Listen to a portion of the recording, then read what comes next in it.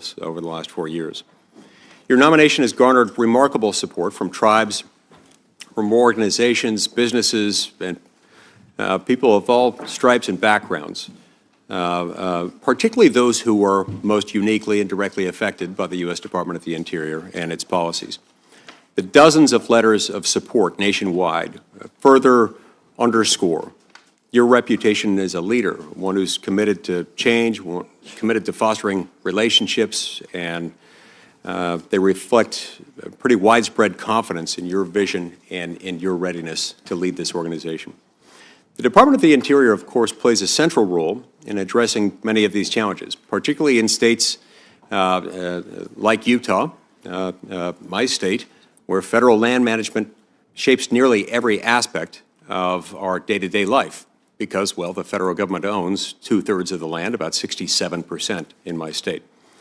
And there are other members of this committee who represent other public land states who understand the relationship between the department you've been called to lead and their day-to-day lives.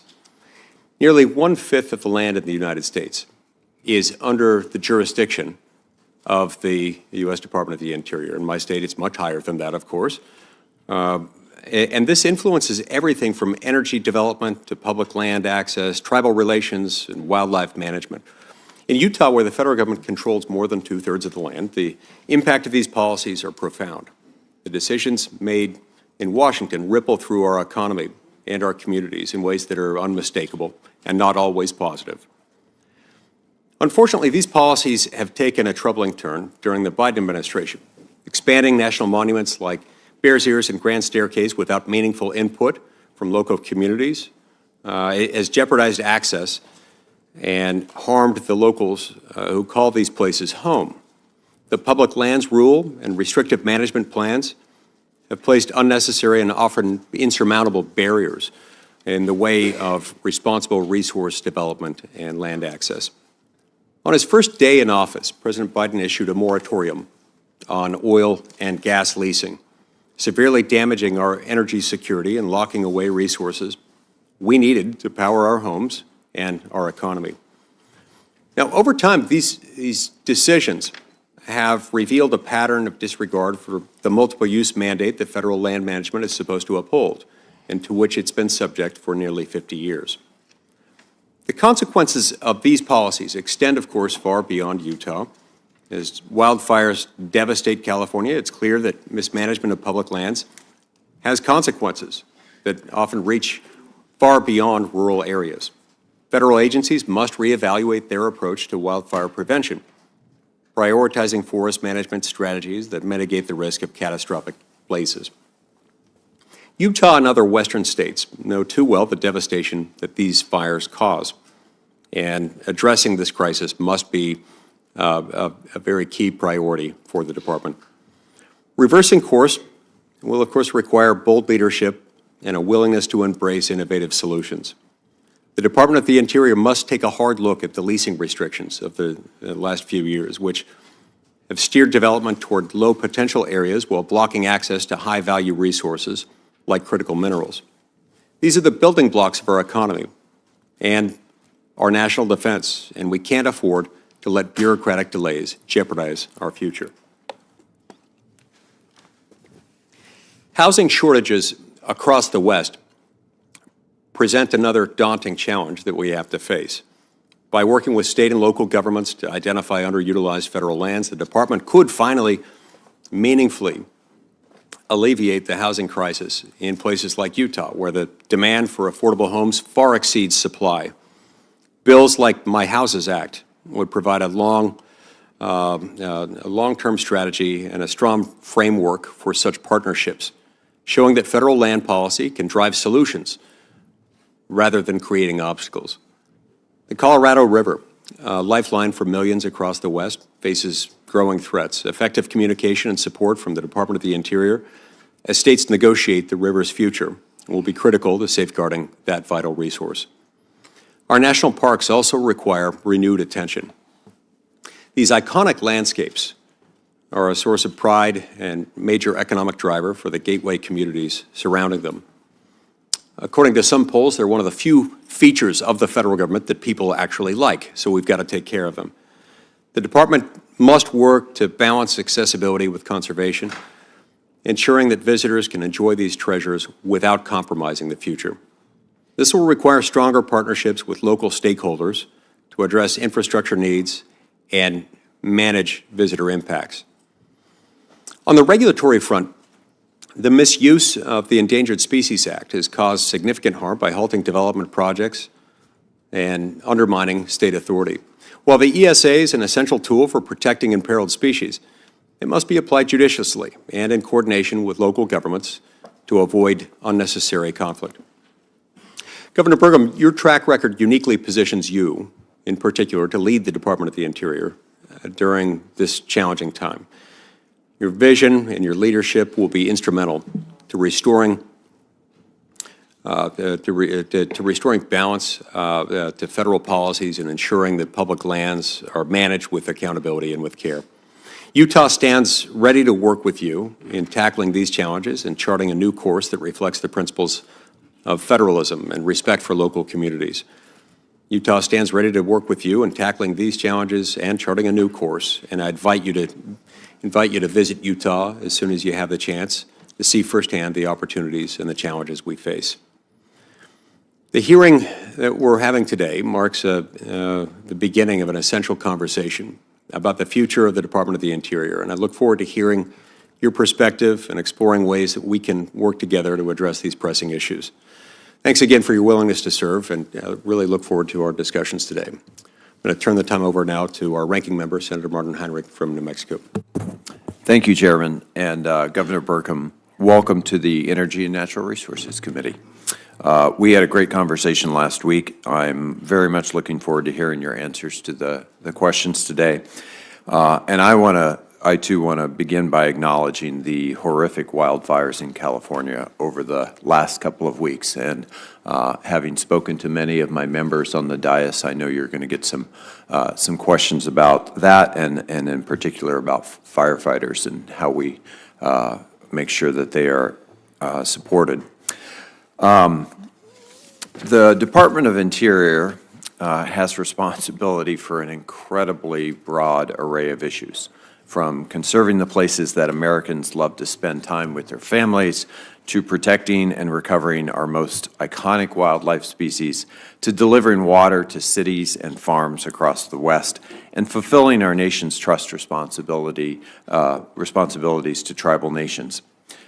Pretty much any job that involves responsibilities that range from elementary school students and healthcare to bison is a pretty big job.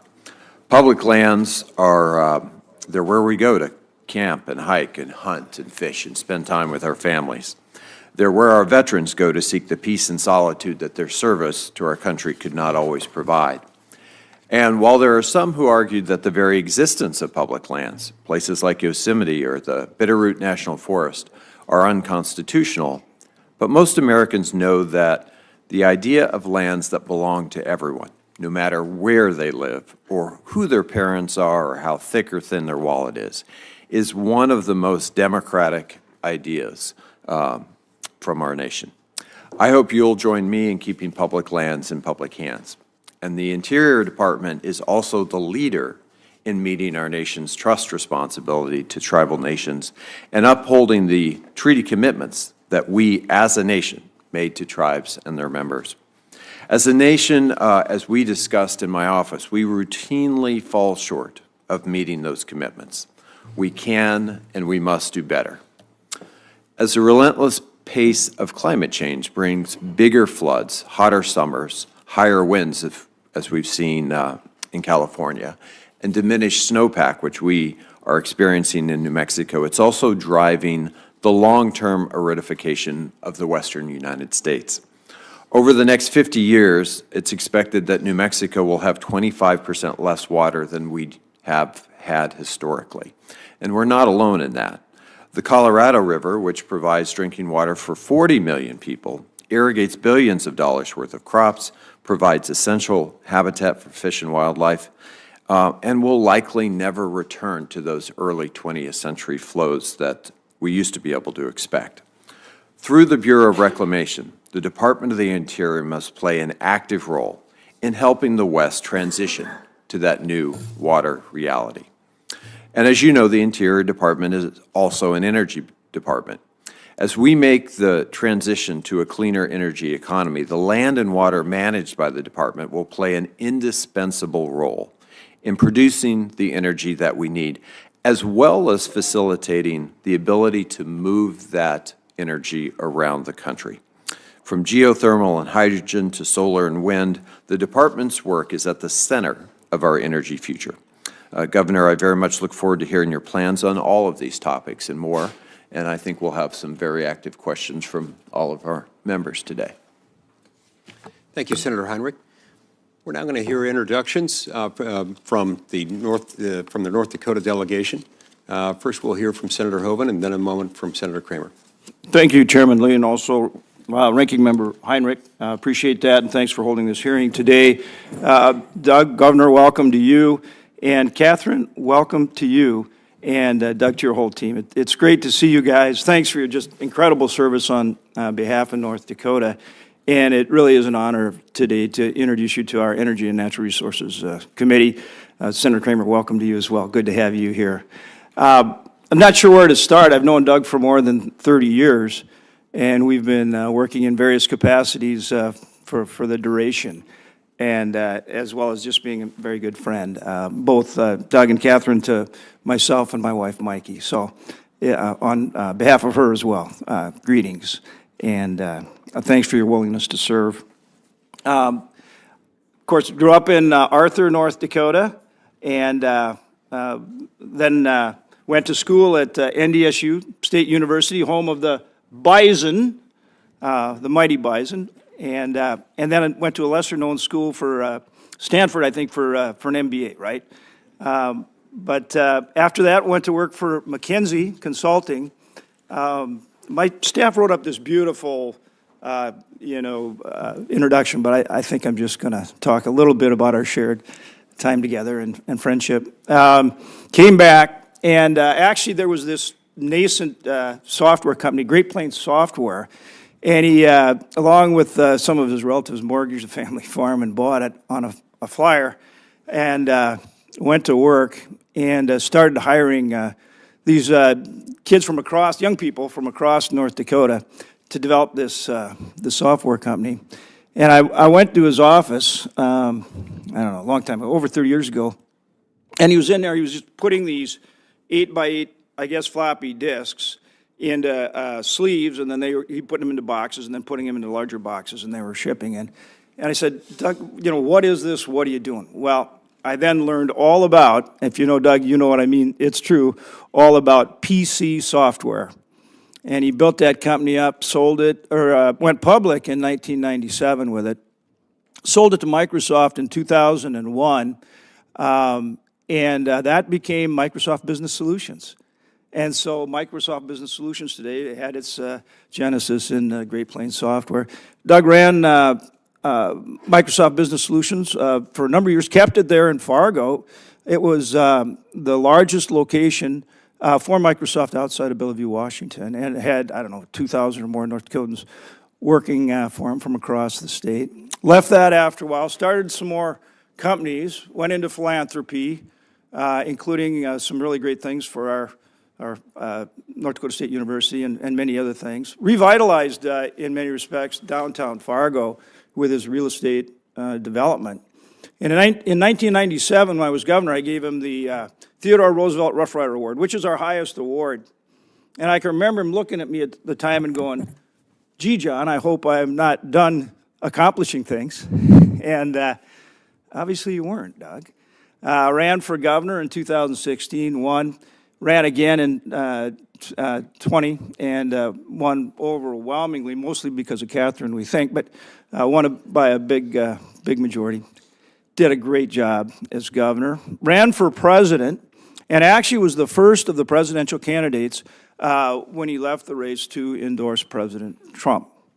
And President Trump, right from the get-go, and Kevin will tell you the same thing, when we talked to him about Doug, he was really excited about Doug from the jump. And I'm thinking, well, the guy ran against you, really? But he never had anything but great things to say about Doug and, of course, Catherine, which we all understand. But he endorsed President Trump, and what Trump saw was somebody who truly understands energy.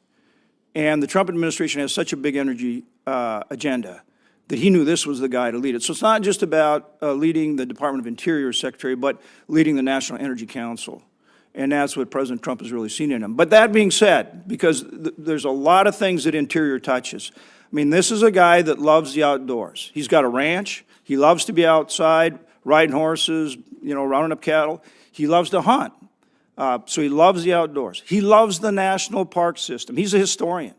I mean, Angus King, he'd even challenge you for, like, trivial knowledge of history. I mean, and important knowledge of history, too. But, I mean, just any detail.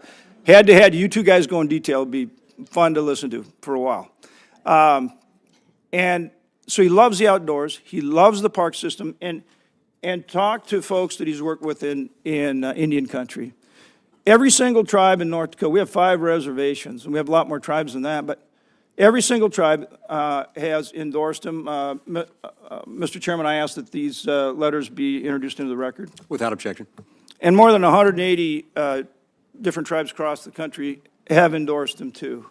That says something. That says something about a guy who's willing to sit down and talk to folks. And this is a guy that fits this job. He really does. He covers all the bases. And so I hope everybody on this committee will take time and visit with him, because I think, and understand him where he's coming from, and understand that he will take time to understand your issues and work with you, because I think you'll find this is the right man, the right fit for this job. Thank you, Mr. Chairman. Senator Cramen. Thank you, Chairman Lee and Ranking Member Heinrich, and congratulations to both of you on your leadership of this important committee. And it was great to listen to John. And by the way, let me just start out by doing what I always do best, and that is agree with John Hoeven. It's worked very well for me in my career. But what struck me right away is as he starts talking like a governor, as I look around the room, and he brings up Angus, and I'm thinking, well, I'm in the former governor's club, for crying out loud. You guys you're going to have a lot of great things to talk about. You know, there's so much to be said, and John has done it very, very well.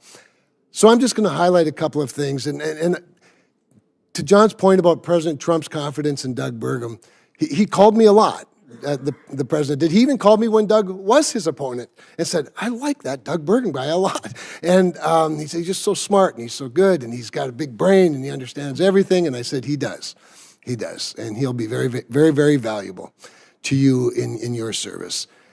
And I think as a consumer, as Governor Burgum and First Lady Catherine are consumers of these incredible federal assets of ours, our great rich properties, as recreators, understanding the value that it brings to agriculture, that they bring to extraction, responsible extraction of minerals. I think one of the things that oftentimes maybe doesn't get talked about with Governor Burgum is he's not just an oil man from an oil and gas producing state. He is first and foremost a conservationist. He is from the land of Roosevelt. And he absolutely relentlessly carried the ball to ensure that the Theodore Roosevelt Presidential Library gets built, and that it gets built in Medora, North Dakota, at the gateway to Theodore Roosevelt National Park, so that it could become the symbol of responsible extraction of minerals, responsible production of federal assets in a way that both exercises great care for the land and the water and the air, as well as great economic opportunity for the people that own these assets. That's a remarkable balance that he brings to this. And so it's such a great honor for me to be able to be here with him to talk about the multiple uses of our federal assets in ways that recognize their value in so many ways. And then I I'll just wrap up with this because John just did such a great job, but I want to read one short paragraph from one of the letters from one of our tribes. And I know that many tribes throughout the country have written letters. Over my years of public service in North Dakota, and working hard at relationships with tribal leaders and recognizing government-to-government relationships. The thing that has impressed me the most, perhaps, about Doug Burgum as a governor was the respect that he always showed for them, and that has been reciprocated because he did the hard thing. He earned a trust that had been lost, not by former governors so much as just history. As history, it's hard work to do that, and so I'm just going to close, Mr. Chairman. I just want to read a paragraph from Chairwoman Janet Elkire from Standing Rock Sioux Tribe in North and South Dakota. Probably one of the bit more challenging relationships in recent years has been over the Dakota Access Pipeline and that particular tribe, which could, with different leadership, could have divided people in a big way. But even through that, through all of that, he earned their support. And I'm just going to read this short paragraph, and then I'll end with that, with my thanks to you for allowing me this opportunity, and my thanks to you, Doug, for allowing me this blessing. Governor Burgum understands the Native American dynamic, which, if you're non-Native, can be difficult to maneuver. But he does it well. He understands the importance of honoring traditional values and culture, promoting family first, remembering who we are and where we came from, the struggles we endure, and community wellness. And so it's just my honor to be able to introduce him today and look forward to a successful confirmation and working together. Thank you, Mr. Chairman. Thank you, Senator Kramer, and also Senator Hoeven. Governor Burgum, the rules of the committee require that, quote, at any hearing to confirm a presidential nomination, the testimony of the nominee shall be under oath. Accordingly, if you'll please stand and raise your right hand, I'll administer the oath. Do you solemnly swear that the testimony you're about to give to the Senate Committee on Energy and Natural Resources shall be the truth, the whole truth, and nothing but the truth? I do. Thank you. Now, before I have you begin your opening statement, I'll ask 3 questions that are addressed to each nominee who comes before the committee. First, will you be available to appear before this committee and other congressional committees to represent departmental positions and respond to issues of concern to the Congress? Yes. Are you aware of any personal holdings, investments, or interests that could constitute a conflict of interest or create the appearance of such a conflict should you be confirmed and assume the office to which you've been nominated by the President? No. And are you involved or do you have any assets that are held in a blind trust? No, I do not. Okay. I'll invite you now to introduce your family before you give your opening statement. Well, good morning. Thank you, Senator Lee. Thank you, Senator Heinrich. Grateful to have the opportunity. Thank you for your leadership on this committee. And I do want to begin with gratitude, as I always do, with a special thank you to my friends, Senator Hoeven, Senator Kramer, not just for their kind words this morning, but their incredible service to the country and to North Dakota over their lifetimes. And Senator Lee, as you acknowledged, I'm deeply grateful for the support of all of my friends, my family, especially our 3 kids, and my amazing and courageous former First Lady and my wife, Catherine Burgum, who's joining me here today. It's certainly an honor to have been nominated by President Trump to serve as the 55th Secretary of the Interior. As Senator Hoeven said, I grew up in Arthur, North Dakota. This is a tiny town of about 400 people. We didn't even have paved streets when I grew up. It was all gravel. And it was 400 if you counted everybody that was also staying in the Good Samaritan home. That's how we got to 400. My father was a World War II Navy officer who served in the Pacific. My dad died when I was a freshman in high school, and my mom went back to work in higher education. I was blessed to learn from them about service, about leadership, about sacrifice, and certainly from both of them, about a love of the outdoors.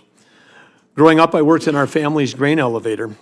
Every job I had all the way through junior high through the end of college was one that required showering at the end of the day, not the beginning of the day. And I even worked my way through undergrad at North Dakota State as a chimney sweep, which I loved that job because it was one that you could move up fast and always stay in the black. I thought it was the perfect career. After grad school, as John mentioned, I had an opportunity to go directly from undergrad to Stanford for an MBA. And then later I was working in Chicago. I saw my first Apple II computer. And that was the moment, literally, where I said, I need to get into the software business. And I'd inherited 160 acres of farm ground from my dad, and I literally bet the farm on that tiny software startup called Great Plains. With the dream and hardworking team members, we grew to a global public company with over 2,000 team members serving 140,000 businesses in over 100 countries around the world. I spent my entire professional career in the private sector until I was elected governor in 2016. And for the last 8 years, I've been blessed with the privilege of serving the citizens of the great state of North Dakota. My time as governor has been a valuable preparation for the opportunity and the privilege to potentially serve as the role of Secretary of Interior, as our state and my duties specifically as governor there put me in contact with many of the bureaus inside the department. In North Dakota, we share geography with 5 sovereign tribal nations. State and tribal relationships in North Dakota have sometimes been challenged, but the current partnership is historically strong because we prioritize tribal engagement through mutual respect, open communication, collaboration, and a sincere willingness to listen. I'm grateful for the many tribal nations, both in and outside North Dakota, for expressing their support for my nomination. As governor of North Dakota, I also served as chairman of the North Dakota Land Board, which manages our state's land and minerals with the goal of yielding a return for a state endowment fund that significantly funds public education. I chaired the North Dakota Industrial Commission, which oversees 16 agencies that are related to a variety of things, including energy research, the state's geologic resources, energy production, and transmission. The governor of North Dakota also serves as the chair of the State Water Commission, overseeing billions of dollars of water resources and projects. All of these are parallel responsibilities to Interior and often interacted with Interior agencies. North Dakota, of course, is blessed with a rugged natural beauty, including the majesty of the Theodore Roosevelt National Park, which is home to Theodore Roosevelt's Elkhorn Ranch, which is considered by many to be the cradle of modern conservation. And of course, we have beautiful badlands. I'd like to note here on the record that our badlands are significantly badder than South Dakota's badlands. Just tremendously badder, not even close. But in addition to that, we've got great prairies, world-renowned agriculture. We've got amazing hunting and fishing, four-season outdoor recreation, and much, much more. In North Dakota, we created a prosperous economy by sustainably developing our natural resources, along with our respect for the land and the wildlife, and at the same time having among the cleanest air and the cleanest water in the country. During our tenure, North Dakota experienced among the lowest unemployment in the nation and the highest real GDP growth. Demographically, our state went from one of the oldest states to one of the youngest. We attracted record levels of talent and investment capital. I say this because our success was underpinned by the understanding that we live in a time of tremendous, tremendous abundance, and we can access that abundance as Americans by prioritizing innovation over regulation. If given the opportunity to serve as the Secretary of Interior, I'll bring those experiences and those lessons learned to the leadership of the tens of thousands of dedicated professionals within the Department of Interior. Which brings us to President Trump's vision for a vibrant future that we can achieve together. The American people have clearly placed their confidence in President Trump to achieve energy dominance. And by energy dominance, that's the foundation of American prosperity, affordability for American families, and unrivaled national security. Today, America produces energy cleaner, smarter, and safer than anywhere in the world. And when energy production is restricted in America, it doesn't reduce demand.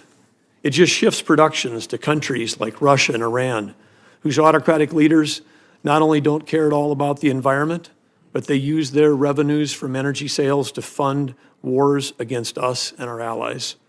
President Trump's energy dominance vision will end those wars abroad, will make life more affordable for every family in America by driving down inflation. And President Trump will achieve those goals while championing clean air, clean water, and protecting our beautiful lands. Next to TR National Park, we're building the Theodore Roosevelt Presidential Library and Museum to honor the leader who advised America to walk softly, speak softly, and carry a big stick. In our time, President Trump's energy dominance can be America's big stick that will be leveraged to achieve historic prosperity and world peace. The Department of Interior, in cooperation with the U.S. Congress, this committee, and the states, will play a pivotal role in achieving the outcomes to make the world safer and America even better for our children, our grandchildren, and generations to come. I thank you for inviting me here today and look forward to your questions and our discussion. Thank you, Governor Burgum. We'll now begin our first round of 5-minute questions. We'll alternate back and forth between Republicans and Democrats, and I'll go first, then Senator Heinrich, and so on and so forth in order of seniority and arrival at the hearing. I want to start by talking briefly about the Antiquities Act. This is a law passed over a century ago by Congress. It gives the president power unilaterally to declare national monuments. Now, there's a restriction in it that requires national monuments occupy no more land that is compatible, the smallest area compatible with the interest to be protected by the monument. These have become something of a political football in parts of the country, especially in my state. In Utah, President Clinton designated the Grand Staircase Escalante National Monument in 1996. President Obama added the Bears Ears National Monument in 2016, shortly before he left office. Now, both of these objections were made, both these designations were made over the objection of the people of Utah and their elected representatives. And President Trump later reduced the size of both monuments in 2017 after he got elected to bring them more into conformity with the Antiquities Act's requirement for minimal boundaries. Then in 2021, President Biden re-expanded them, exceeding the scope of the law and disregarding local input. As I explained to President Biden at the time, this is the size of 2 Delawares within my state that have been moved into this very restricted use classification. The point is not that there aren't beautiful things to protect in the state, but the line was drawn so big and the monument was made so expansive, in part because local leaders weren't consulted, and to the extent that they were heard, their counsel was ignored. So, Governor Burgum, I'd like to invite you to when you visit Utah, to meet with those whose voices were ignored by the Biden administration during those monument re-expansions. Will you work with me to try to fix that current mess and try to figure out how best to proceed and to make sure that the Antiquities Act designated monuments don't exceed the restriction within the statute itself? Well, thank you, Senator Lee, for that important question. The 1905 Antiquities Act, of course, was signed into law by President Roosevelt himself, and it was, as you stated multiple times, it states very clearly that it's the smallest possible area to protect those objects to be protected, and its original intention was really to protect, as it says, antiquities, areas like, I would say, Indiana Jones-type archaeological protections. These are essential that we protect these areas as a country, and that's what the law was intended. But I would look forward to working with you, and particularly in the area of local consultation, because when the federal government overreaches into a state like yours that's already has over 60% of its land in public lands and restricts that use, it's got tremendous impact on tribes, on the local communities and all those around, and I just think it's important that we strike the right balance. I look forward to working with you on this issue. Thank you. I appreciate that. Housing is another area that I'd like to address briefly. There's a particularly acute housing shortage in the West where the presence of federal land, not just the presence, but the predominance of federal land available for housing frequently results in shortages. It just makes a lot of things difficult. And it's not as though we have one part of the state that is all federal and another part of the state that is all non-federal. It's all intermingled. And as a result, it impacts all kinds of things. Now, many of our communities in states like Utah and Nevada, among others, find ourselves feeling sort of like we're islands, floating islands within a sea of federal land. And that just constrains growth and makes our constraints on our housing supply that much more dire. I would love to work with you on a bill that I've introduced, that I've worked on for several years, called the Houses Act.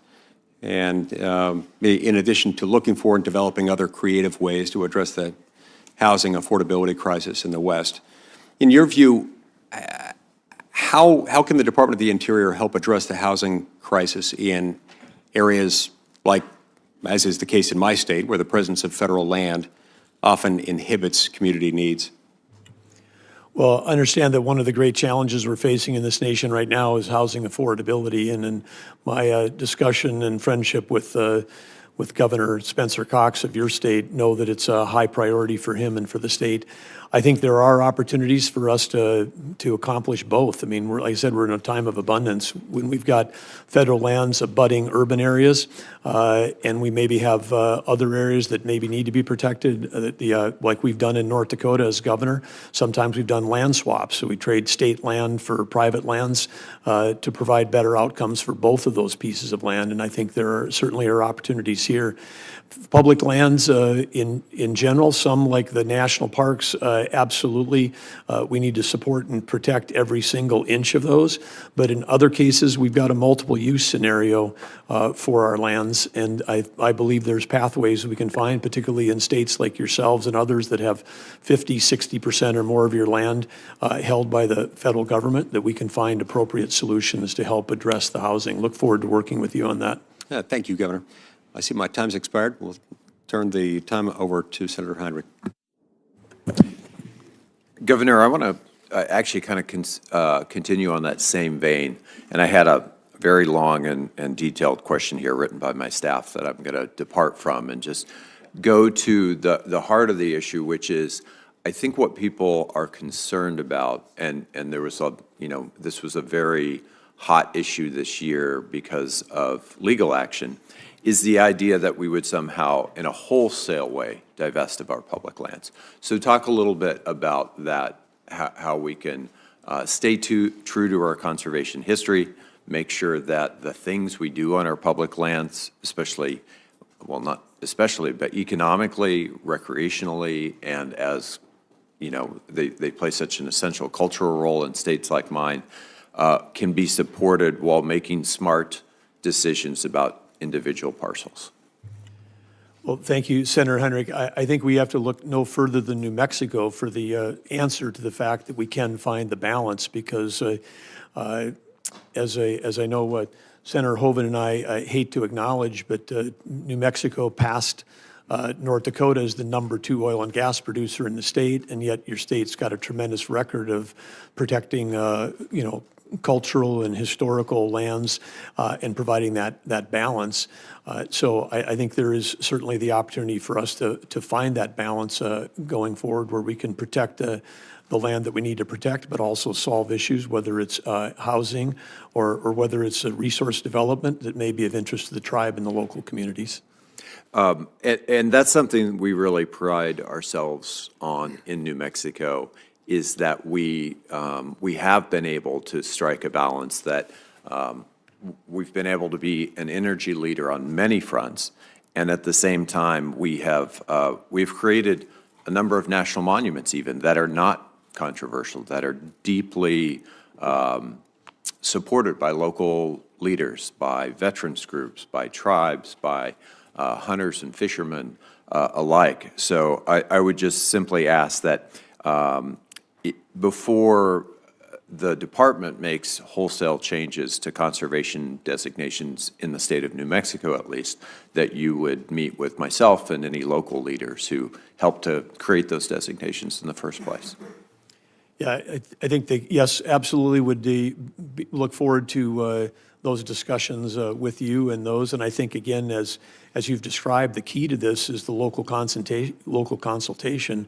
As Senator Lee and other states have experienced, there have been incidents where there's been complete and total opposition and no local consultation. And I think, again, my experience as governor and working with the tribes and working with local communities in North Dakota, whether it's grazing associations, county commissioners, mayors, rural residents, I think the consultation is key. And part of that consultation is also those tribes that have both current and historic connections to those places as well, right? Absolutely. Right. As a former outfitter guide, I'm really quite excited that this Senate and this body just passed the Explore Act. It's the first major piece of outdoor recreation legislation. Senator Barrasso was incredibly involved in that, as was Senator Manchin. Permitting reform was something I worked on in that piece of legislation. And it's kind of a recognition of the big economic driver of our public lands that often doesn't get the same attention that energy and other uses get. So outdoor recreation in New Mexico is responsible for something like 29,000 jobs and billions of dollars of impact. On a national scale, it's over $1 trillion economy. So talk again a little bit about how we can balance those competing issues, as you did as governor, and support that outdoor recreation economy, because it is growing, and it's particularly critical to our rural gateway communities. Well, first, I would just like to say this is a really important topic, but it's also a passion of mine. As someone who's spent my life as an avid outdoorsman, I was very pleased to get the full endorsement of the Outdoor Recreation Roundtable for this job, which represents that $1 trillion industry. I think that's where we first met. Yes, yeah, where it represents all of these different aspects. And I think that the opportunity for in most states, I recognize this as governor. We created a Office of Outdoor Recreation while I was governor, and continue to invest in whether that's access to fishing and hunting, public access on public lands. We've got a number of great things going on in North Dakota that we've done there that have been really helpful, including using technology. We took all the posting requirements in our state. We got all the landowners, the pheasant hunters, all the waterfowl hunters, got everybody to agree on that. And we created a tool where, even for hunting, you can look on your phone and find out whether the land is posted or not posted. And it might be posted no for deer hunting, yes for pheasant hunting, and it includes the phone number, and it's posted, but if you call me and talk to me, I might let you on, but then the landowner's name and the phone number is right there. So we've been able to find tools to bring together landowners and sportsmen on both private lands as well as public lands to try to make sure that we can keep that outdoor economy rolling. Thank you. Senator Daines. Chairman, thank you. Governor Burgum, welcome, as well as welcome the First Lady of North Dakota. Good to have you both here.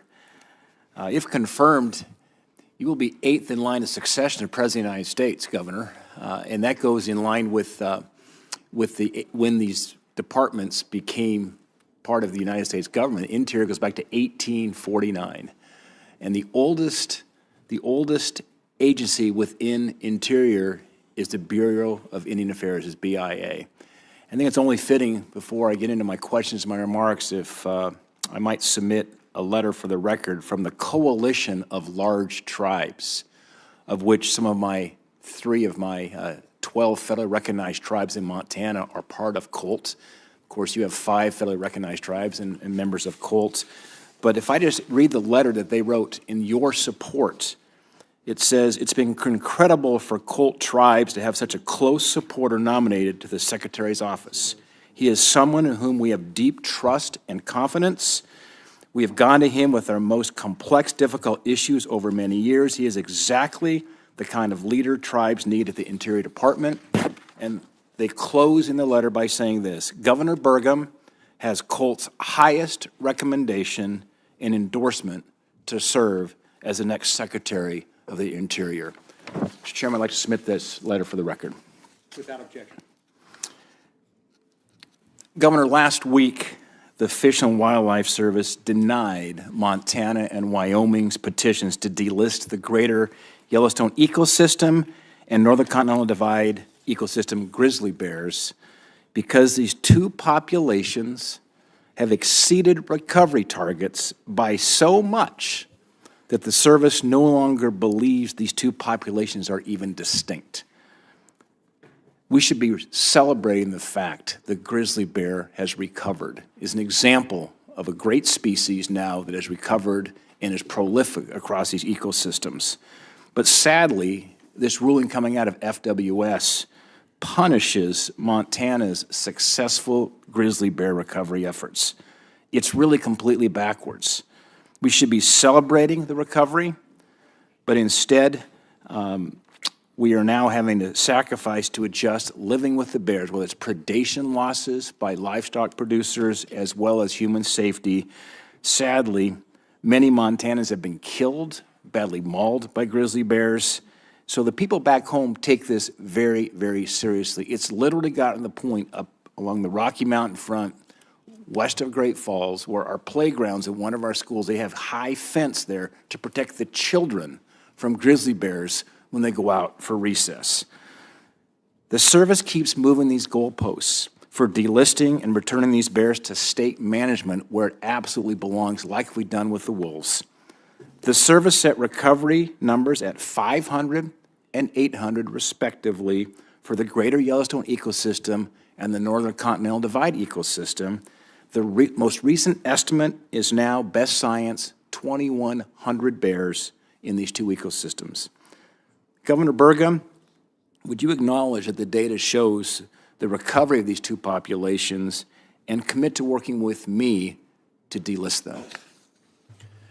Well, Senator Daines, I'm aware of the data, and this is a super important issue. I know to Montanans, it's important to people also in Wyoming and Idaho, and I'm with you. We should be celebrating when species come off the endangered species list, as opposed to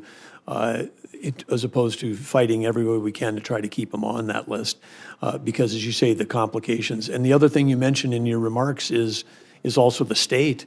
Having been a governor, I understand how dedicated the state fish and wildlife representatives are from Montana, from Wyoming, from North Dakota, South Dakota. I mean, all of the folks, as the chair of Western Governors, I came to understand how dedicated those state officials are. I think there's a belief that when they come off of federal protection that they're unprotected. No, they're managed as they are all the other species in the state by the locals who've got the closest data. So yes, I pledge to work with you on this issue. Thank you, Governor. The Biden administration has been slow-walking 3 critical permits for coal mines in Montana. The Bull Mountain mine south of Roundup, the Rosebud mine that supplies coal for Colstrip, and the Spring Creek mine in southeast Montana are all desperate need right now to finalize permits. The Bull Mountains mine has already had to lay off hardworking Montanans because the Biden's Office of Surface Mining has refused to finish the needed reviews. My question is, when confirmed, will you prioritize completing these permits so Montana families don't lose their jobs? Senator Daines, this is part of a larger crisis our nation is facing around electricity. We have a shortage of electricity, and especially we have a shortage of baseload. We know that we have the technology to deliver clean coal. We're doing that in North Dakota.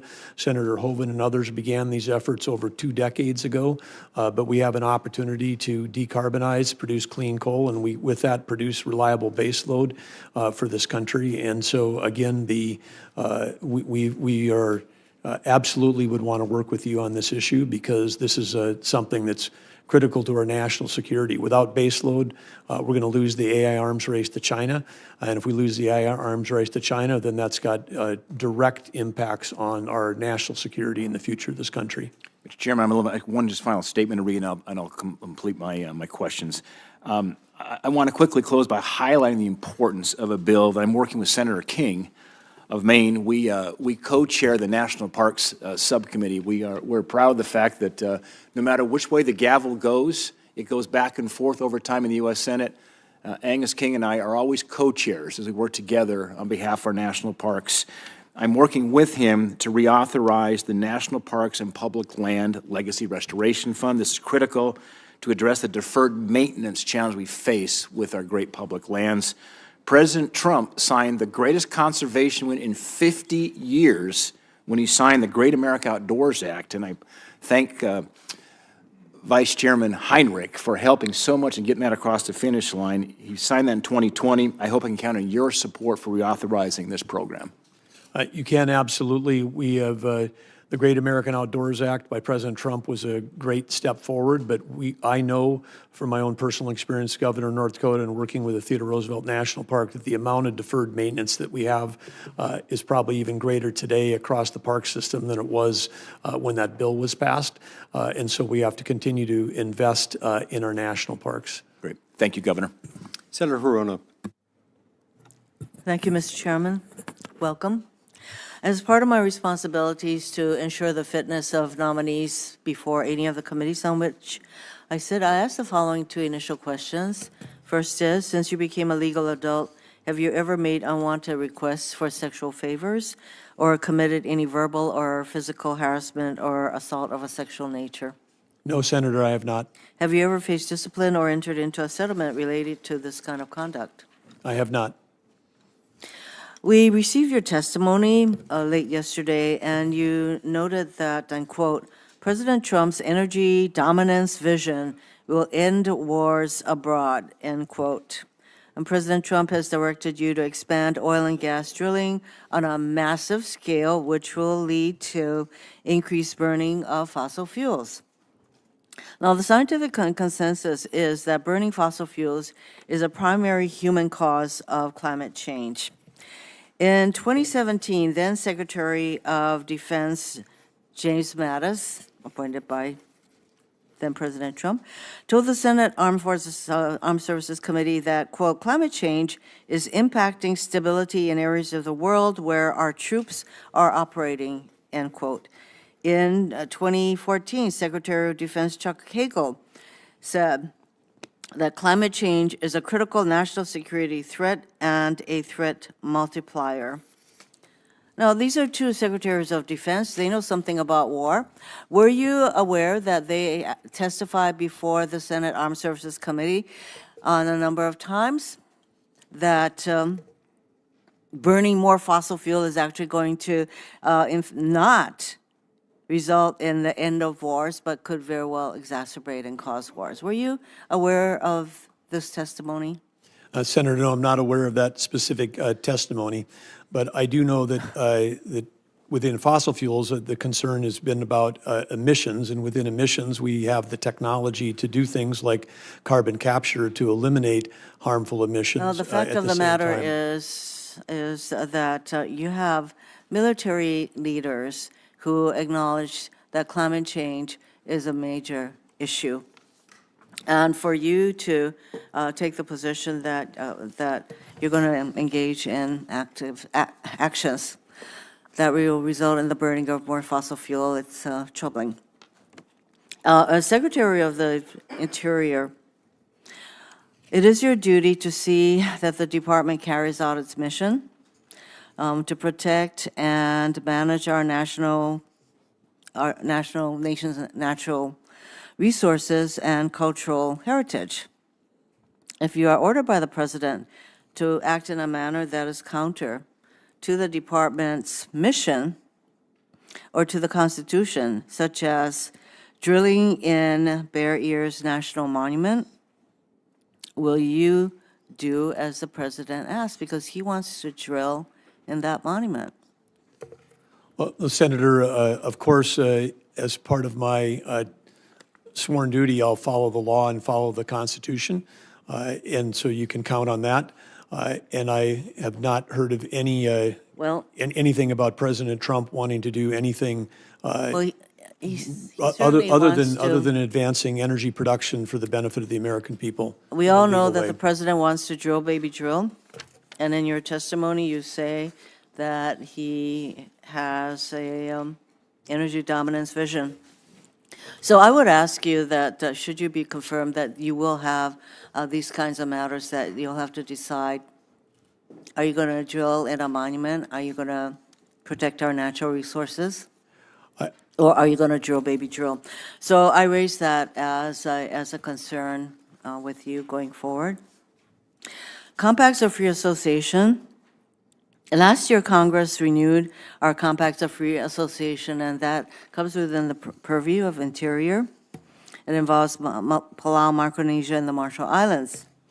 I would like to get your commitment to implement the new compacts of free association in accordance with the bipartisan law that was enacted last year. Well, Senator, these Pacific Islands, in addition to the three that you mentioned that are part of the compact, but also the others that are under the insular areas of interior, are all critically important to national security for the United States of America. All of them have important military implications. All of these are places where U.S. sailors fought and died during World War II. And with the aggression that China is showing in the Pacific, it's more important that we support them more than ever. I know that Hawaii plays an important role, including in things like with medical care for those residents of those islands, and I think it's important that the federal government does its share as opposed to putting the load on the state. Thank you. It sounds as though you have familiarity with the compacts, for which I am gratified. Thank you, Mr. Chairman. Thank you. Senator Justice.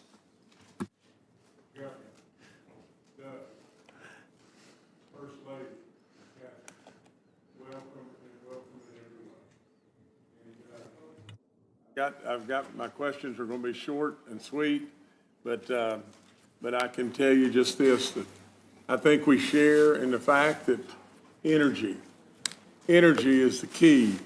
Energy, oh gosh, I don't have my mic on. Okay. Well, okay. Good enough. I'm talking loud enough anyway. But nevertheless, energy is such a key that opens every door. In my opinion, every single door. And the world is starving for us, America, to lead the way. And I believe we share that thought. I believe we share the thought that electricity, if we don't watch out, will become a crisis like we can't imagine. And we absolutely need to be prepared and move forward in that. But we've got a problem along the way. Permitting has gotten totally outrageous. And absolutely, we all want it to be fair and proper and not endanger our environment. We all share in that. But absolutely, I ask you, Governor, I ask you, please, tell us your thoughts on how we're going to approach this, how we're going to approach this, the issues with fish and wildlife, and on and on and on. Please tell us. Well, I should say, Governor, now Senator, so great that you're here in the Senate, and what a fantastic job you did as governor, and it was a pleasure serving alongside of you as another energy state. You've got everything, just you get that we are in an energy crisis in our country, and the first place is actually related to electricity. Electricity is at the brink. Our grid is at a point where it could go completely unstable. We could be just months away from having skyrocketing prices for Americans. And of course, as we talked about in the AI arms race, we need electricity for manufacturing, and AI is manufacturing intelligence. And if we don't manufacture more intelligence than our adversaries, it affects every job, every company, and every industry. You understand this, and we've got to get to work. The permitting right now, and some of the queues in FERC for electricity, it's 7 years or longer. And it's a completely, that queue in FERC is 95% intermittent sources and only 5% baseload. We need baseload to be able to allow the renewables to be part of the system. We've got to have the balance between those two, or the grid, which is like a giant machine, just doesn't work. And so we've got to get to work. And permitting reform and speeding permitting. Right now, we've stacked the deck where we are creating roadblocks for people that want to do baseload, and we've got massive tax incentives for people that want to do intermittent and unreliable when the balance is out of whack, and we've got to bring it back in line. And we can do that and still achieve the objectives that we want to have about having cleaner environment, because the U.S. has done that. We are the one nation on the planet that's actually reduced CO2 over the last 20 years. We're the ones that have done it. China's doubled their CO2 emissions in the same time frame. Well, thank you, sir, and thank you for your kind comments as well. Now, if I could just ask one more question and just shift just a little bit. We all know the outdoors touches our soul, and I'm an outdoorsman like crazy. I have enjoyed hunting and fishing all across this nation, but especially in my home state of West Virginia. And I welcome you to come to West Virginia to experience that just what I'm speaking of. But I would just say just this. We have an attack on our sport of hunting and fishing. You know, hunters absolutely do so much to contribute to all the goodness all across all of our lands, to all the wildlife, to all the different things that happen within the sport of hunting. And I know you share, you know, my love just as much as I know my love. With all that being said, what will you do to ensure that we will perpetuate this unbelievable tradition to our youth and all those to come? What will you do, sir? Well, Senator, in North Dakota, we've taken steps, as I know other states have done, to create youth hunting seasons, youth hunter education, make it more available, create more opportunities, as we have also done for disabled and wounded veterans.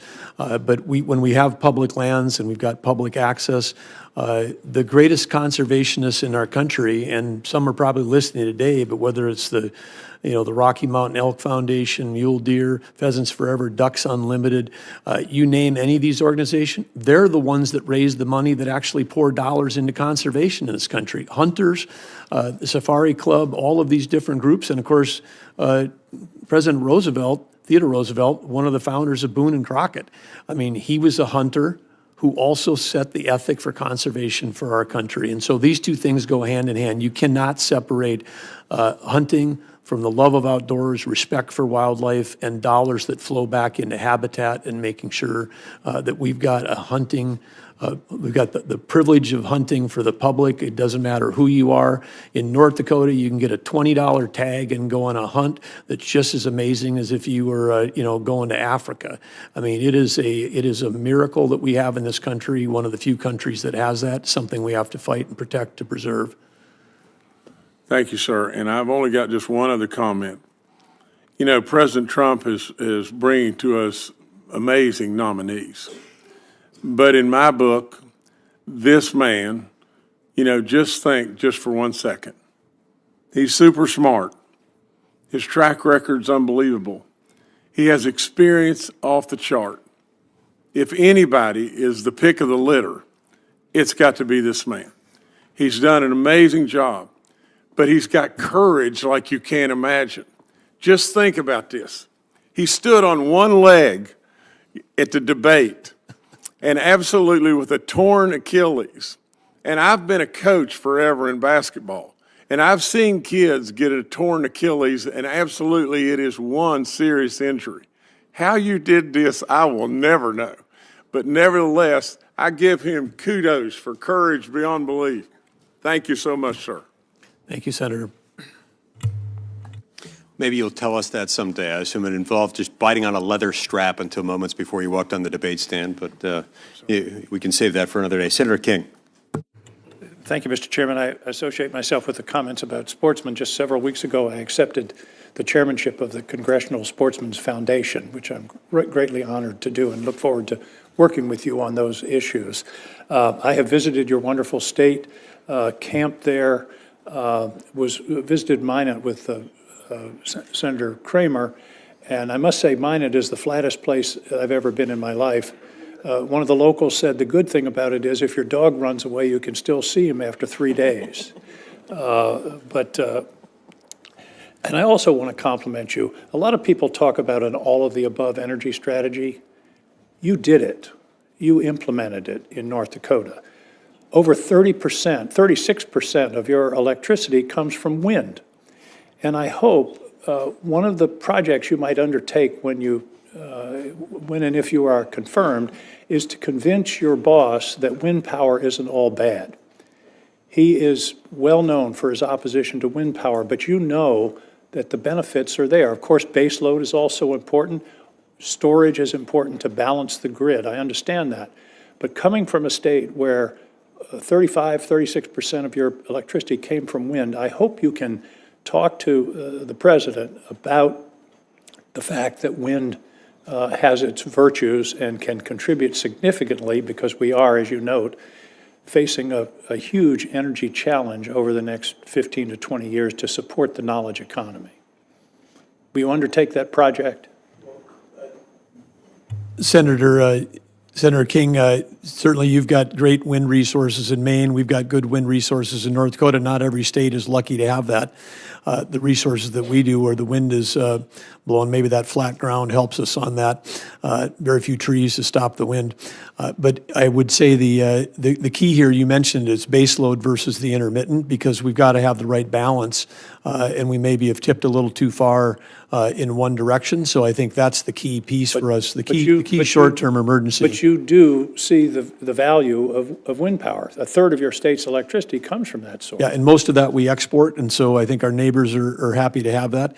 But I would also say that, again, it is we need an all-of-the-above strategy. It's what we've had in North Dakota. And a balanced It's grid. it's a balance, but we need more. We need more, and the thing we're short of most right now is baseload.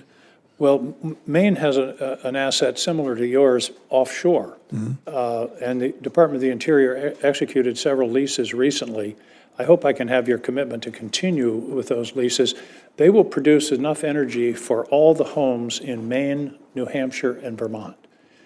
It's an enormous resource in the Gulf of Maine that can provide significant energy. As you may know, the capacity factor of offshore wind is significantly higher than terrestrial wind. So I hope that your department will continue with the projects that are already underway. Will you commit to that? I'm not familiar with every project that the Interior has underway, but I'll certainly be taking a look at all of those, and if they make sense and they're already in law, then they'll continue.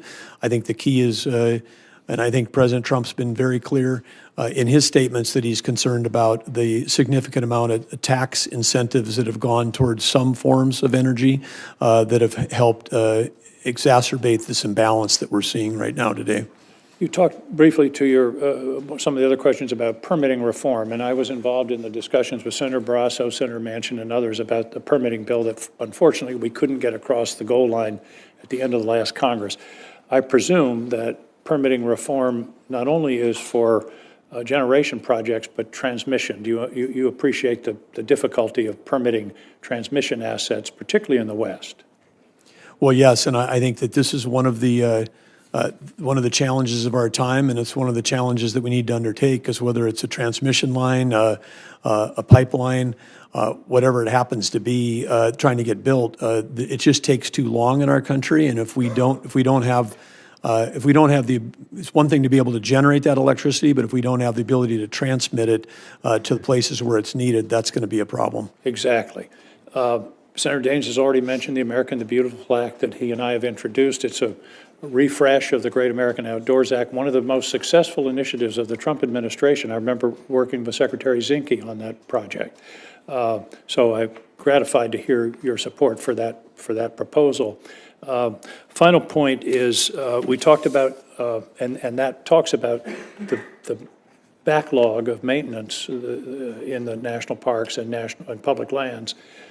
One of the problems is the department has chronically underfunded maintenance on an ongoing basis. In other words, we're being asked to fix a backlog that frankly should not have existed. And I hope that you'll work with the National Park Service and the Office of Management and Budget to be sure that a sufficient fund is allocated to ongoing maintenance so we don't continue to dig the hole deeper. Well, I agree with you on that, and this is one of the things when I came in as a business guy into government, I was shocked to find out that we, in North Dakota, didn't have appropriate formulas for funding deferred maintenance. I mean, everybody was happy to approve appropriations to build new buildings, but it was tough to get a dime to take care of the ones we already have. And I think that this is something we're going to take a look at procedurally within Interior. I know that we've got over 2,400 locations, I'm told, in terms of where we've got people stationed. Right. We've just got to make sure that not just the national parks, but across the whole department. But we've got to get the formulas right, because we're creating liabilities for future generations if we're not taking care of that deferred maintenance. I can tell you that the formula right now is not right, so I encourage you to take that step. Thank you very much, Governor, for joining us, and we'll look forward to hearing from you further in this hearing. Thank you. Thank you, Senator. Thank you, Mr. Chairman. Senator McCormick. Governor, good to see you. Catherine, good to see you. We had a great meeting, I guess a week or two ago, and I promised to visit the baddest Badlands in the Dakotas. I'm looking forward to that. And I know we got all these energy state governors here, but in Pennsylvania, we like to think that the path to energy dominance goes through the Keystone State. So I'm so glad to have you here before us today. When we met, we talked about an energy and innovation summit that I'm planning to do later this year, where we bring in energy companies, AI companies, as well as big investors, and an opportunity to really celebrate and also make more progress on President Trump's vision of energy dominance. I was happy to talk to you about that. Look forward to working with you and Secretary Wright on that, and just hoping I can start with getting your support to work with me closely on that and make that a reality. Well, I think it's a great idea, Senator, and I think it is absolutely true. The Keystone State is the key, and there's such a resource there. I mean, wow, so few Americans understand that Pennsylvania is now producing 20% of our nation's natural gas. And of course, the fact that that innovators and in the private sector invested, the whole shale revolution that got created in this country has been a miracle. I mean, we went from being one of the largest importers of energy to one of the largest exporters.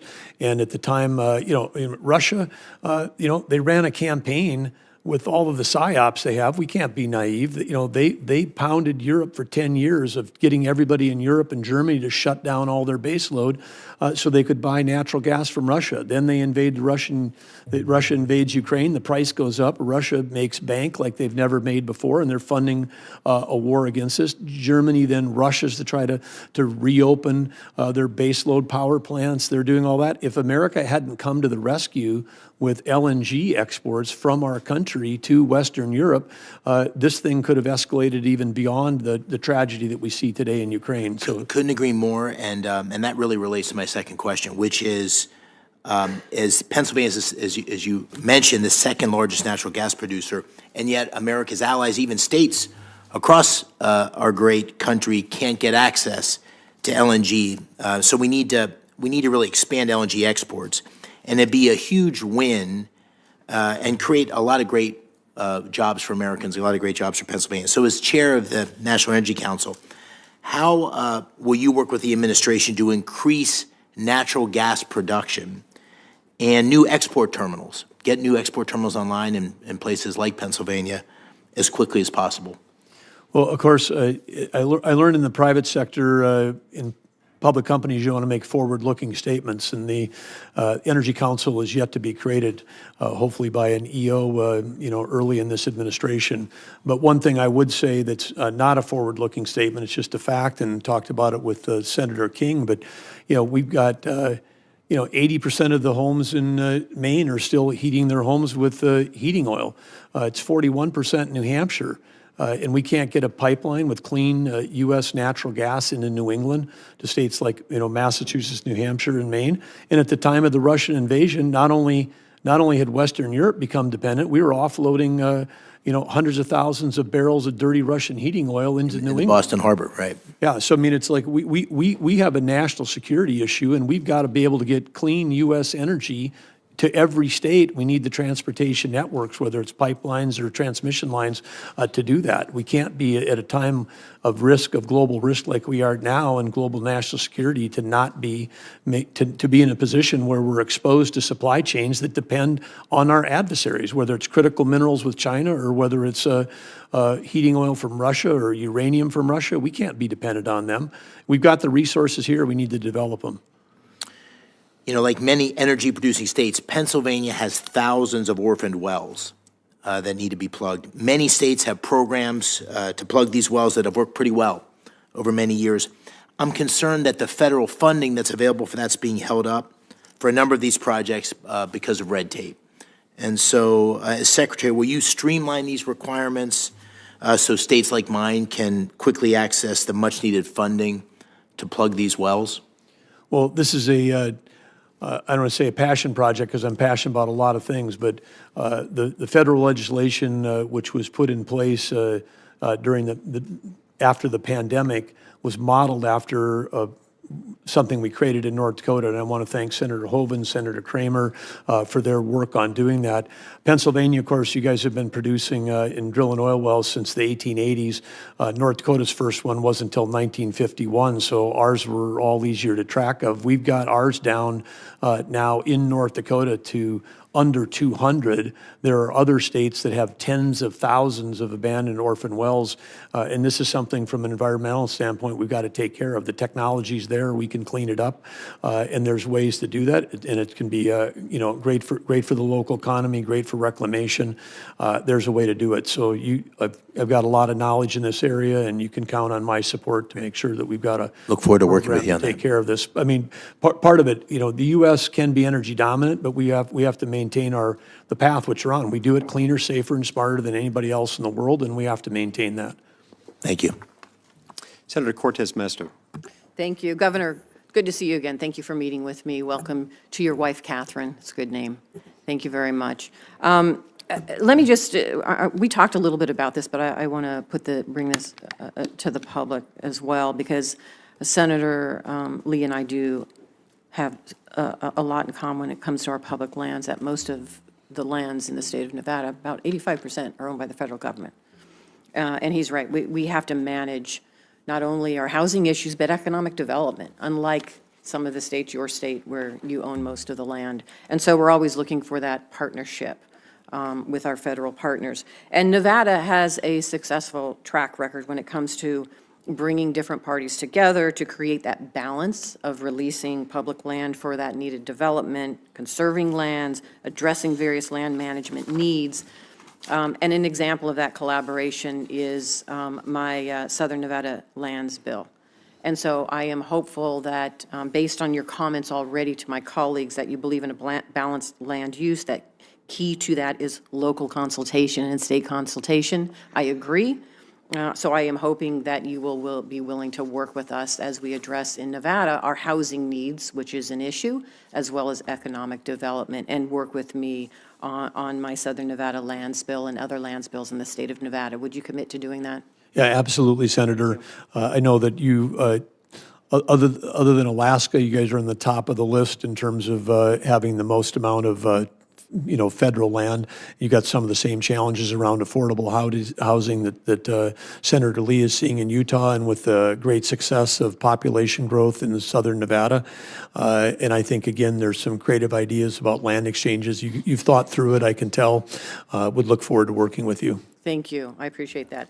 I want to touch on also a comment that you made. Tax incentives going towards some forms of energy creates an imbalance for baseload. That's what I've heard you, and you made that comment when we were together as well. Let me ask you this, because in Nevada, it is important for us to absolutely have an opportunity to support public-private partnerships in clean energy. And I would imagine you support public-private partnerships.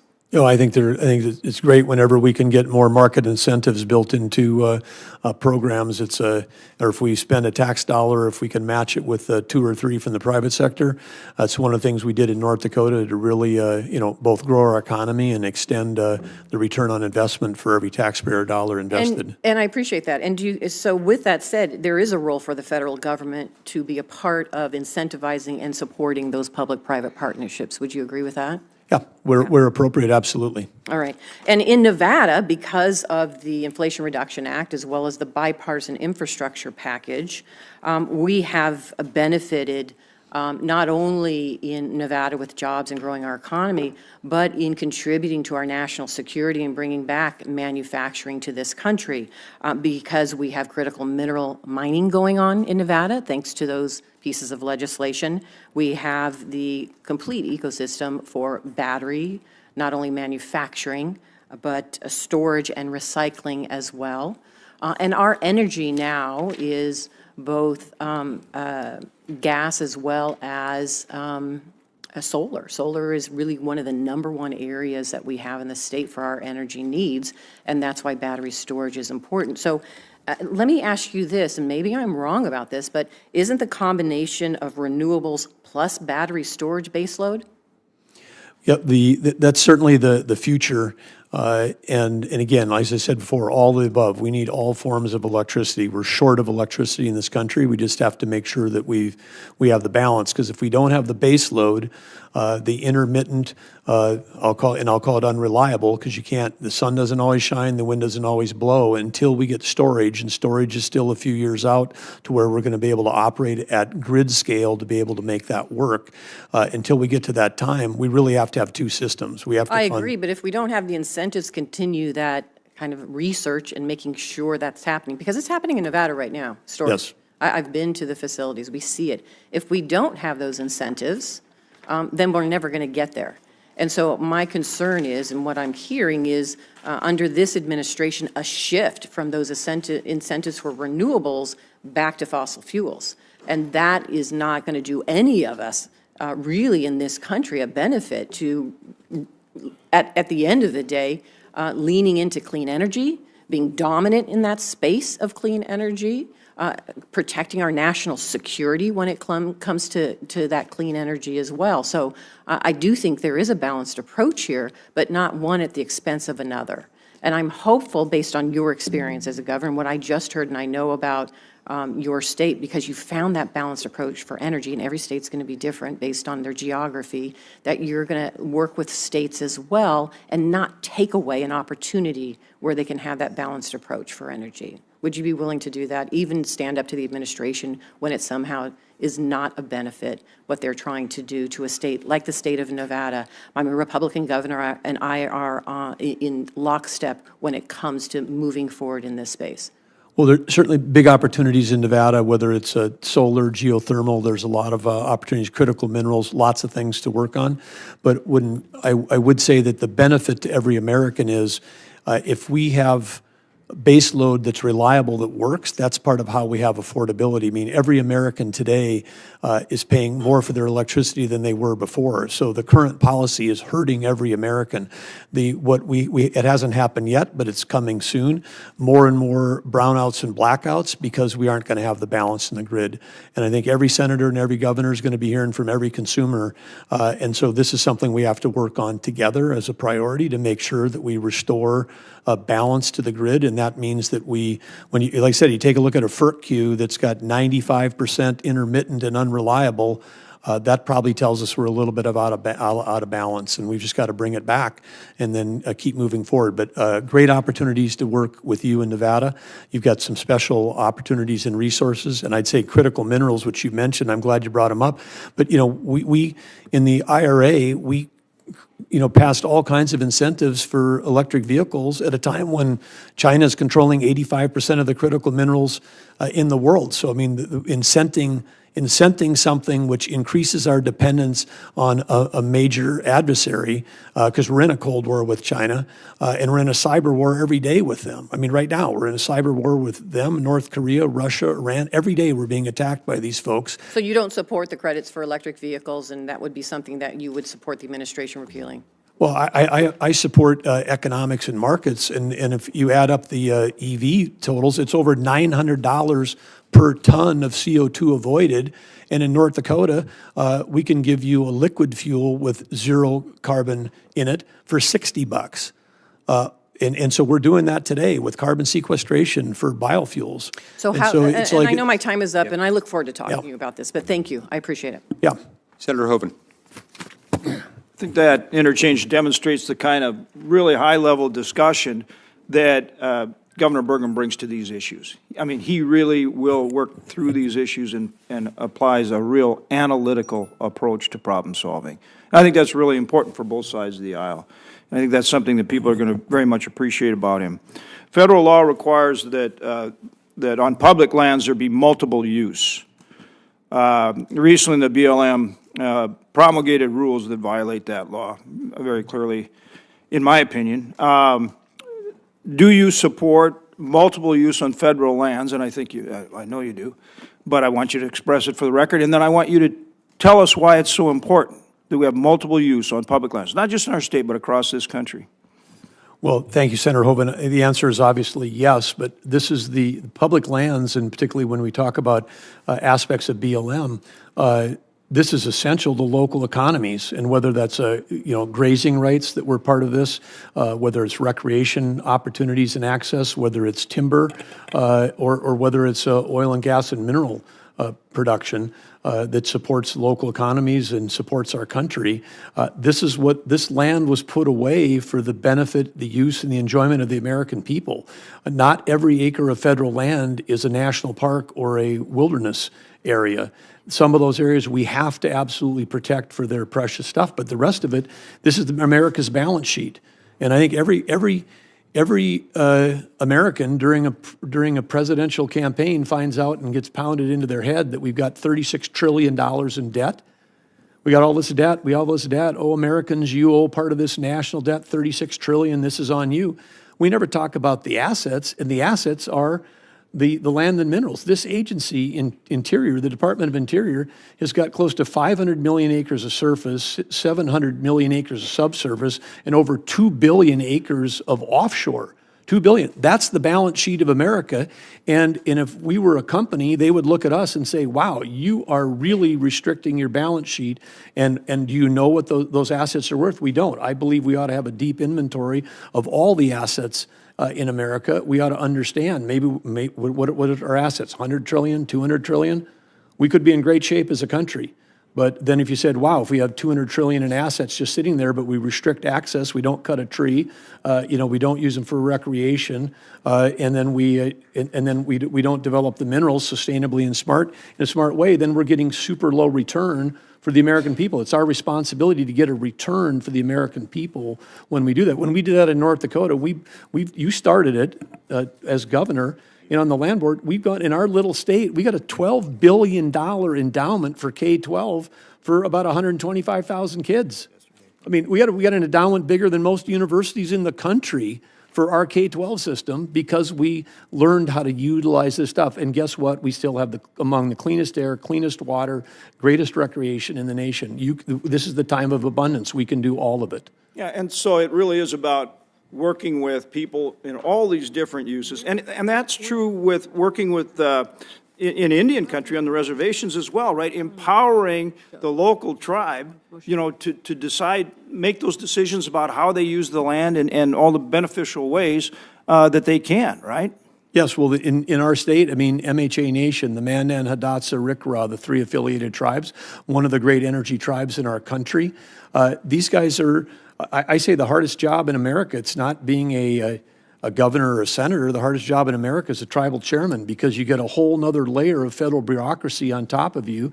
And they show up at MHA and they say, hey, you guys are doing too much flaring. And then they say, well, we wouldn't be if you'd give us a permit to actually do a gas gathering line. So the same government that tells them they can't produce, that they're flaring too much, won't give them the permit to do the thing that we can do in the rest of the state. So they get constrained. In addition to serving as Secretary of Interior, there's also the role as the leader of the National Energy Council, very important. Talk for a minute, for the time we have left, and you might even go over a little bit. The chairman's really a good guy. So talk about how you implement a game plan to achieve that goal of energy dominance that President Trump wants for this nation. Well, again, I think I don't want to get caught in making forward-looking statements because the council will be formed by an EO, but I think that the intention, as you can read in President Trump's public statements, he's very simple. He wants to cut red tape. He wants to have more affordable energy for us. He wants to sell energy to our friends and allies so they don't have to buy it from our adversaries. That's how we reduce tensions in the world. And then we've got to make sure that we're doing it in a smart way because he talks all the time about clean air, clean water. So he's basically talking about the approach that we're talking about here at this committee. This committee will be deeply involved in helping set those policies, but it's an all of above, go get it done, and stop getting in the way of ourselves. And particularly with this the AI battle, people don't understand that what's coming right now with AI revolution, it's going to happen during President Trump's term, where when we have generalized intelligence that we can manufacture, it's going to affect our ability to compete with every other power. And China they permitted more than 2 coal plants a week in the first half of 2023. and they're already the world's largest emitter. So we're competing against someone who's going to create more electricity, produce more AI, and this could be how we lose the Cold War with them if we don't get it on. We have to do it here, and we're a country that believes in reclamation. We believe in following labor laws.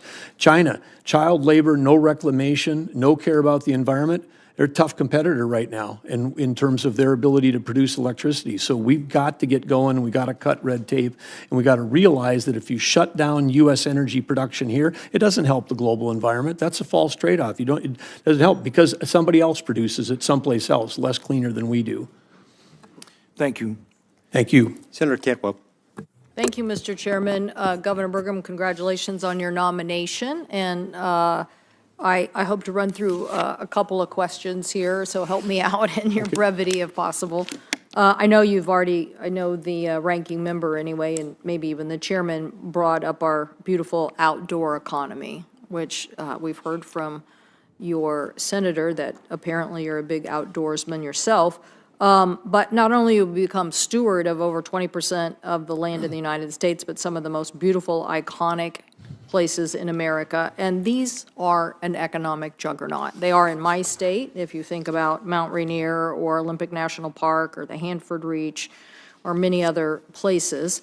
The outdoor rec economy generates $1.2 trillion in economic output every year, $1.2 trillion, and accounts for 5 million jobs, and I believe continues to grow at an incredible clip that when you think about economic development in some of our more rural communities, it doesn't take a lot to add a little bit of infrastructure, and then next thing you know, you're off to the races as to making a tourism and an economic impact to these economies. I think in North Dakota, it was your third largest industry, generating $1 billion and 14,000 jobs, and you actually created an office of outdoor recreation. Good for you. Good for you. So I think you get it. But now when we talk about this oil, first I want to make sure on the public lands, will you support more input in outdoor recreation economies and gateway communities? And will you fully utilize the LWCF and support the conservation legacies bills that we've passed? Well, of course, first of all, in your comments on outdoor recreation, I agree completely on the importance of this. And it's not only good for the economy, it's also good for the health of Americans. I mean, I think one thing that we understand is that we just need more people to get off their devices, get outdoors, get engaged, understand the importance of our land, our wildlife, our soil health, all that aspects of it. And again, we are facing a mental health and addiction crisis in our country, and part of the answer is for many people is that getting that connection back to the outdoors. So support that completely, and would look forward to working with you on your other issues as well. Great. So you support the LWCF that we've passed in continuing to support those funds? Some of those acronyms I'm less familiar with, so I'd look forward to learning more about them. But okay. Well, we'll get you a question for the record because it's vitally important, we believe. We think we broke through finally. And the reason why I'm asking this is because the lead up to the next question. Okay. You're for this very aggressive oil and lease strategy, I think, or maybe you're going to take this helm over, with a group of people and say we need to do more on the oil and gas. Part of our efforts have been to show that these federal lands are very important in an outdoor economy. And so how many areas that we've already leased for oil and gas that aren't being used, why don't we start there? Why don't we just start with those, the leases that are already there? Why don't we start with that? Well, I think I would use the term that I was for aggressive. I've never stated that. I'm for following the law. In the current administration in North Dakota, for the first time since Harry Truman, the quarterly lease sales were not held as required by law. It didn't happen for 2 years. We ended up having to sue the federal government just to follow the law. So I think the starting place is for us to go back to follow the law on these, and then again, we always want to prioritize those areas that have the most resource opportunity for America with the least impact on lands that are important. And I think that's pretty simple formula to be able to figure that out, given the scale of the amount of public lands we have. We can do a lot more without touching or even being visible to any of the people that are concerned about land use. So you would prioritize the existing leases?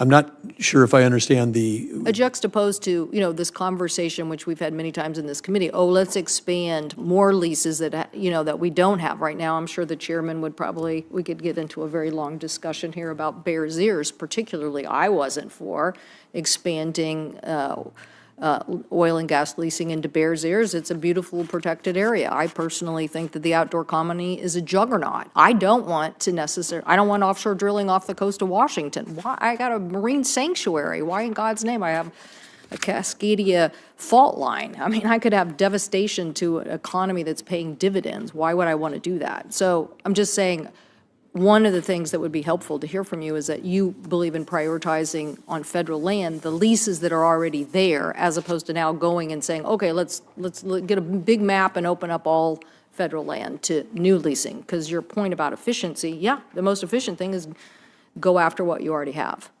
Well, I'm going to have to, before I can make an affirmative statement that I agree with you, I'd have to understand, because what I've seen in my time as governor is not that we have existing, but we're actually restricting legal access for development or timber or oil and gas or whatever on public lands today. Okay. By illegally not holding the leases that should have been held. So I'm not even. Okay, we'll come. My time is up, and I'm now in the red, so I'm going to get cut off here. So, but we will submit something for you and submit something for the record on that. I'm sure I'll submit something on fire and CLT, and maybe you and I can have a discussion about what I think really would help us move forward on some of those issues.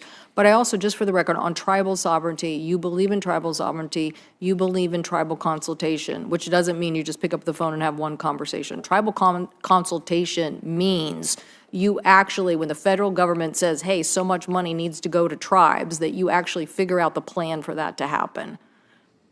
Well, tribal consultation to me as governor of North Dakota has meant actually spending time and going to the tribes, listening, sometimes listening for hours to really understand what the issues are, and then in getting to people ahead of time, and then working on things that are important. We achieved MOUs on law enforcement. I mean, some of the scarcest and most devastating law enforcement in this country right now is the lack of BIA agents on federal land. I mean, some of the tribal reservations have become harbors for criminal organizations because they know that we don't have enough resource there, and then our local county sheriffs, the state police, in many cases didn't have jurisdiction. That's just one. Healthcare is another. I mean, yep, thank you. I'm sorry, the chairman's going to cut me off. But thank you so much for that answer. I appreciate it. That is the kind of stewardship we need with our partnership between us and Indian country. Thank you. Thank you. We're going to go to Senator Murkowski now. I do want to interject here. There is no significant oil in the Bears Ears. There is no plan to drill for oil in the Bears Ears. I'm not aware of any significant oil reserves. Look, there are cattle that graze in that area. There are recreation purposes. There are some other things that go on there.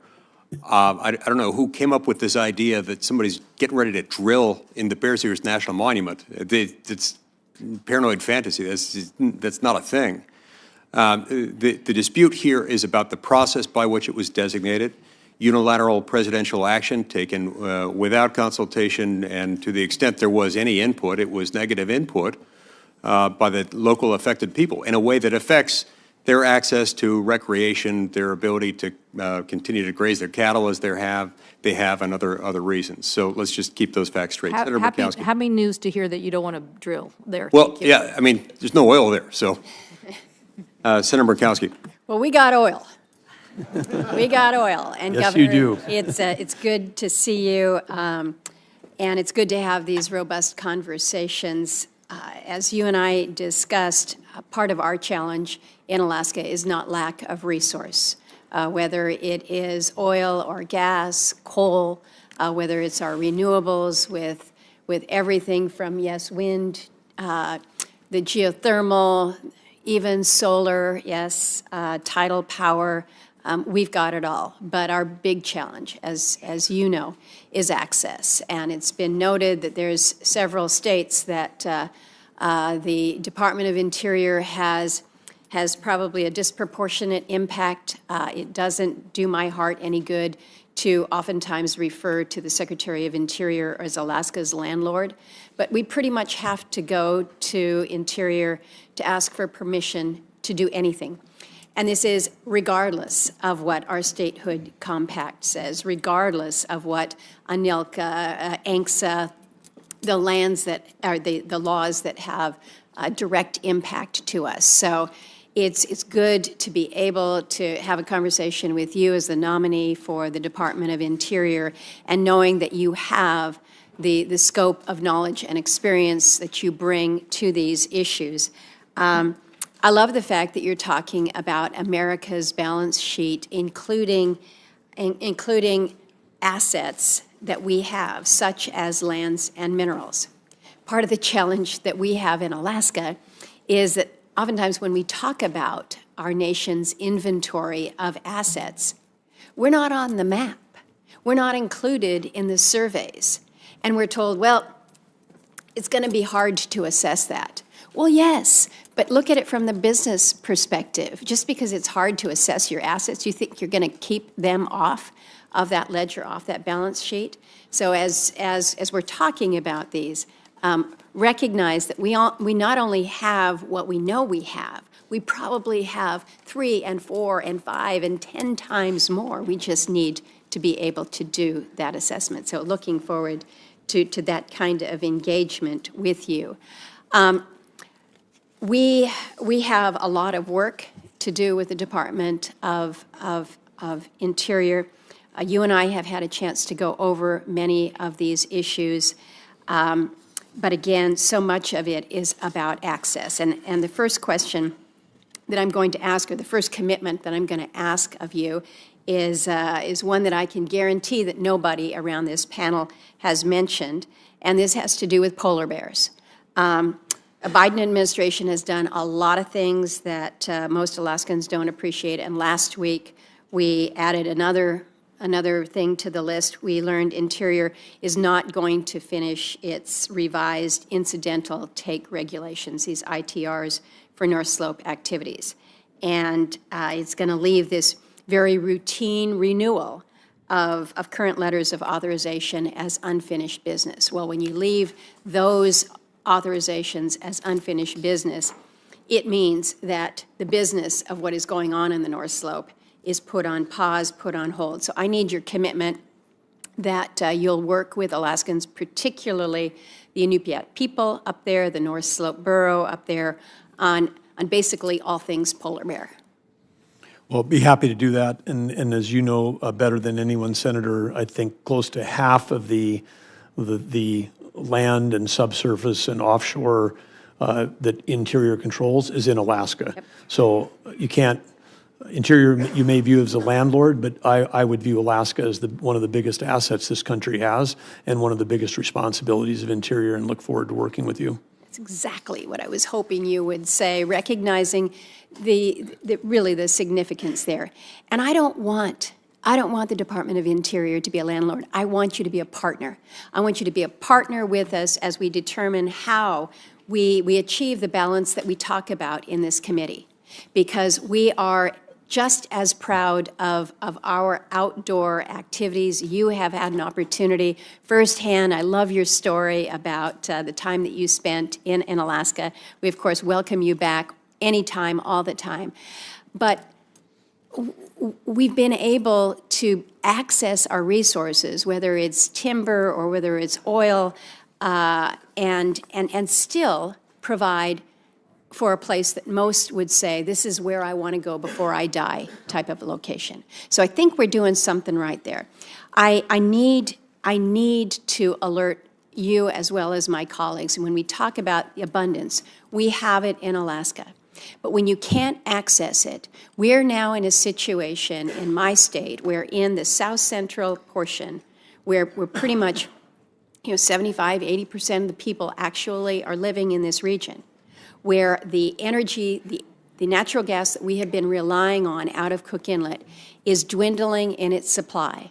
We are talking, as we speak, about building an import terminal to import liquefied natural gas from Canada to keep the lights on and to keep homes warm in Alaska, where we have unquantifiable reserves of natural gas. We just need to figure out how we're going to be able to commercialize this. So we need the help to unleash the opportunities that we have to not only allow Alaska to have that energy independence that we so rightfully should have, but also to be able to help not only our country, but our friends and allies. And we've had plenty of time to talk about it. My time has expired. I'm hoping we're going to have another round, because I don't want to submit questions to the record for you. I want the opportunity to just be able to put it out on the record now. So good to be able to welcome you here. You didn't have to answer any of that, but I just need you to come back to Alaska soon. Okay. Senator forward to that. Hickenlooper. I'm going to yield to the senior senator from California because he's got a thing on the floor he's got to do. Senator Padilla. Thank you, Mr. Chair. Governor, good to see you again. Appreciate the time in my office a few weeks back, and greetings to your wife, Catherine. We can't do the jobs that we do without the support and love of our spouses. My time is limited. I'm not sure if we have a second round. There's a number of issues that I'm going to try to get to. If I don't, I'll be submitting questions for the records. Issues like tribal sovereignty that's come up before, and your thoughts on our trust and treaty obligations as a country. Public lands, we've had some recent progress and exciting announcements in California that we'd like to continue to build on and not go backwards on. Try to get to some water system. But let me begin with some of the more urgent questions and issues. In California, Los Angeles specifically, we've all seen the devastation of recent fires in Southern California. As we speak here today, more than 40,000 acres burned, 12,000 structures plus destroyed, more than 24 people who have perished. That number is probably going to grow. It's clear it's been one of the most destructive natural disasters in Los Angeles history. As governor, you had an experience, not at this scale, but in 2024, you requested a major disaster declaration to assist in the recovery from the historic wildfires that ravaged across northwest North Dakota. And President Biden, as I understand, approved it quickly and without conditions. Is that correct? Yes. So do you believe federal disaster aid should come with or without conditions? Well, I think it's each situation would vary. But first of all, let me just say that I want to extend, on behalf of Catherine and I, our empathy and sympathy to anybody that's lost their home, lost their lives, lost a loved one. We've got friends that have lived in the area that have lost their homes, homes they raised their kids in for 30 years, every piece of memorabilia and memory that they had gone, only getting out with a shirt on their back and talking to those individuals directly. And as it happens, our daughter was in L.A. For an event. The event was canceled. Catherine had flown out there, so both of them also had to evacuate as the fires were encroaching in that part of the city. So our family, part of our family saw it firsthand. And again, it's just urban wildfire is something that we, as a country, we need to think. And I say each situation is different because where you talked about it, North Dakota was largely rural, largely grasslands. And I'll get to that because you've experienced both. But please extend my offer to support, assist in any way, any of my constituents that are friends or relatives of your family. For the record, there's never been strings attached to disaster relief. And I certainly hope this is not the first case. So I would ask, as this plays out in Congress over the next several months, if you're fortunate enough to be confirmed as Interior Secretary, you wouldn't be the one deciding on whether or not to grant disaster declarations, but the department is significant, particularly when it comes to wildfire response. Would you commit to responding to every disaster with as much support and resources possible, regardless of which state or jurisdiction the disaster is in? Well, absolutely, but I would say I would go a step further, which is we've got to commit to, and maybe it's going to take, apparently the the fire in Maui wasn't big enough, in a sense. I mean, that was horrible, 100-plus lives lost, the devastation that's there, but it didn't create a response nationally or at the federal level or a collaboration of states. But with this incredible, the largest ever, and when the dollars come up, this could be the most expensive urban wildfire in the history of the country. It's probably a time for all of us together to say, what could we be doing differently? And I'm excited that Tim Sheehy is a new senator. He's the first that I know of who's actually worked as a professional firefighter on wildfire. I know that he and others are willing to work across the aisle to come up with solutions. And Senator Sheehan and I are already working on some proposals on a bipartisan basis to improve the federal government's ability to help in situations like these. And if I could, Senator, I would say we also have to look. It goes back to actually the grid, because if you a wildfire, whether it's in North Dakota or California, you need three things. You need oxygen, you need fuel load, and you need a spark.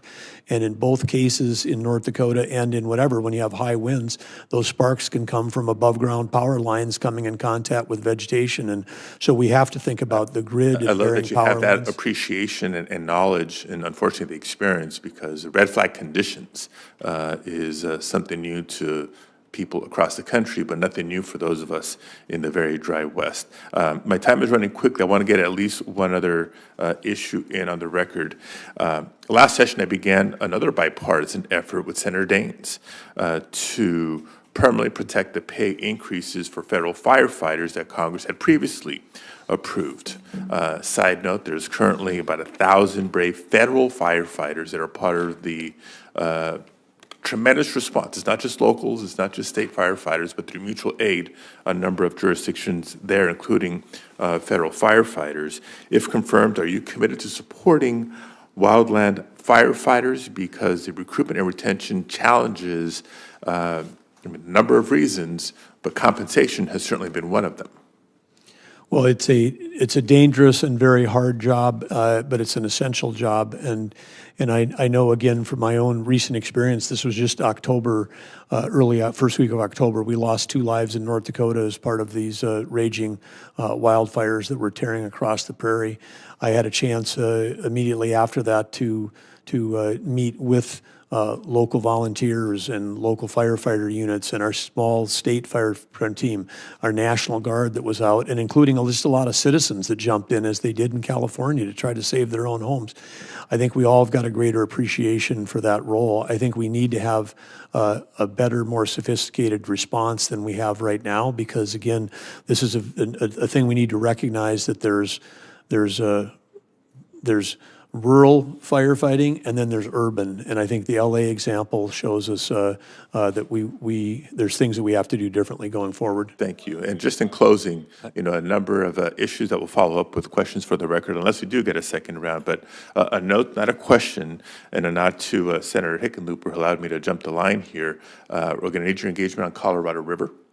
Some important negotiations that need to stay consensus-driven in the years ahead, and a recognition, again, tapping your experience as governor, that we need federal and state agencies working collaboratively to tackle resource issues, especially water. In California, we have both the Central Valley Project, which is a federal system, the State Water Project, which is a state system, that are truly interconnected. And so I introduce that to you and look forward to working with you on the water management challenges that we'll have to address together going forward, particularly given the federal biological opinions that have been carefully crafted and need to be maintained. Thank you for your time. Senator Cassidy.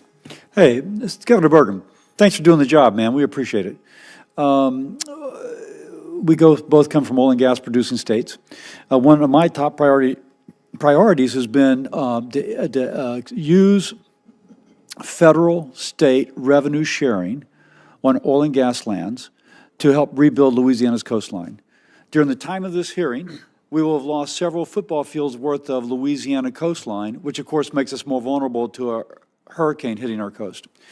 And last Congress, I'm pleased to say that the RISE Act, which did that, passed by voice vote out of this committee. So I'm hoping we do that again. Can you briefly speak to the importance of revenue sharing to North Dakota, knowing that on federal lands in North Dakota, there's revenue that comes back to help mitigate whatever negative impact that drilling may have? Well, yes, absolutely. And the federal revenue goes two ways. I mean, at least we've got it coming back, a portion of it back to the state, but then a portion of it goes back to the federal Treasury. And the federal Treasury, as we know, we've talked earlier about the debt that we have. Responsible, sustainable, smart development, whether it's onshore or offshore, is of great benefit to conservation, in your case, coastline, but it also can help pay for other things. In our state, the revenues that are coming in are helping pay for education, healthcare, roads. It touches every... If you will, it's kind of a middle class, if you will, and lower economic class benefit program, because those things are touching services directly, aside from the jobs being created, directly impacting the quality of their life. Absolutely, and then when done effectively and appropriately, it also lowers the burden of sales tax and property tax and income tax on those same hardworking individuals. It's music to my ears. I will say, when I speak to the folks that actually do these big developments, one fellow said, you know, it used to be when they had a lease sale, I could plan a fishing trip with my son at the same time because it was so regular.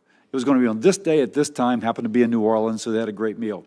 I wanted to say that now there's been dilatory practices that have been instituted, not for the sake of anything other than dilatory and to increase the cost of development and to hopefully thwart that development. Can I get a commitment from you, as much as you can possibly do it, that when we have lease sales now, they will be as they are scheduled to have lease sales, and so the people making these decisions will have certainty as to them? As someone who was participating in a lawsuit suing the federal government to try to get them to hold the lease sales when they were supposed to be held by law, you can count that as head of Interior, we will be following the law when it comes to lease sale time. And I think the operative statement is you'll be following the law, and that's a good thing. Yes. Now, on that, we know that on some federal lands, from before modern environmental standards, there are abandoned oil and gas wells, and those tend to leak methane, for example. I'm very interested in working on a bipartisan basis, bicameral basis, of how we can actually have a federal program which sustainably is paying to cap these abandoned oil and gas wells. And Louisiana has about 1,500 of them. Any thoughts about that? Because I'm sure in North Dakota that you had to address this issue too. Well, in North Dakota, we took part of the revenues that were coming into the state from the oil and gas tax revenues, and we created a abandoned well reclamation fund, and that's been replenished, and then that goes back in to do that. But we've also made sure that the private sector is doing their share. Now, let me ask, because one thing I hear from the private sector is the issue of liability protection. Will they be sued the bejesus out of if something goes bad about this remediation of the abandoned oil and gas well? And I ask this, I don't know the answer to it. We're trying to explore that. There is the abandoned abandoned mine provisions that we're looking at. How did y'all manage that in North Dakota? Well, we always were looking for incentives to make sure that the private sector was willing to participate, as opposed to afraid to participate. And you're describing this thing where if you get unlimited liability, then they want to run the other way and lawyer up and do that, as opposed to, hey, if you got the appropriate bond levels that are economic, they pay those up front. We exhaust those. If they've got other payments that they need to do, we've just been able to work collaboratively in a way to make sure that the private sector is doing their share when we're doing this. And part of that, their share, is because we're taking if they weren't investing in creating the well, putting in the people, doing the development, taking the risk on the front end, we wouldn't have the revenue to split up on the back end. So we're going to look at what y'all did in North Dakota as we draft our legislation. One more thing, knowing that you'll be in charge of this, as I gather, this kind of how do we do energy sort of thing. One thing that I've been concerned about is that countries like China do not enforce international standards on controlling pollution. That lowers their cost of manufacturing as much as 20%, incentivizing manufacturers to leave our country and move there. But then we get the loss of the jobs, but also all the air pollution that then blows over to our West Coast. I think I read 20% of the SOx in California is related to emissions from China. Now, one thing I've been proposing, Senator Graham is my co-sponsor, is a foreign pollution fee that would put a fee on certain products from a country like China roughly equal to their avoided cost of not complying with environmental regulations. As the president speaks about tariffs, this would be a tariff that would be thoroughly defensible as we address something the economists call externalities. I slept in a Holiday Inn last night, I know that word. So I go through that knowing that you and your position will be making sure that our industry is competitive in terms of controlling our emissions in accordance with the law, which then gives us that advantage relative to those competitors arbitraging those rules. Any quick comment on that? Because the chair is being generous and allowing me out a little extra time. Well, I think you're spot on to recognize President Trump, who has a willingness to use tariffs. His principle is reciprocity. If you have access to our markets, and we don't have access to yours, or if you're using unfair practices, if you're dumping in here, in this case, if they're not doing reclamation, they're using child labor, they're doing all the things that lower their cost, that's exactly the kind of place that he has publicly spoken about, that he would want to have reciprocity with tariffs. Thank you very much. Senator Hickenlooper. Thank you, Mr. Chair. Thank you, Governor, for being here. Appreciate this. It's always good to have other governors in the room, or former governors, I guess. At this point, I've got 3 questions, so I'm going to be pretty quick in the questions, and I try to be unfailingly polite, but if I override you, it's just because I want to get to all 3 questions. Obviously, I worked on methane regulations back when I was governor. We were the first state or province anywhere in the world to actually regulate methane, but we did it by working with the industry. They came and helped create the regulations that they were going to guide them. Senator Cassidy was just talking about abandoned wells. It's all part of that same problem. As Secretary of the Interior, how do you think you can use your authority to advance rules that boost innovation in the energy sector to, let's reduce methane is one thing, but I'll broaden the question, say, and getting to better, cleaner energy that's at the same time reliable and at a low cost?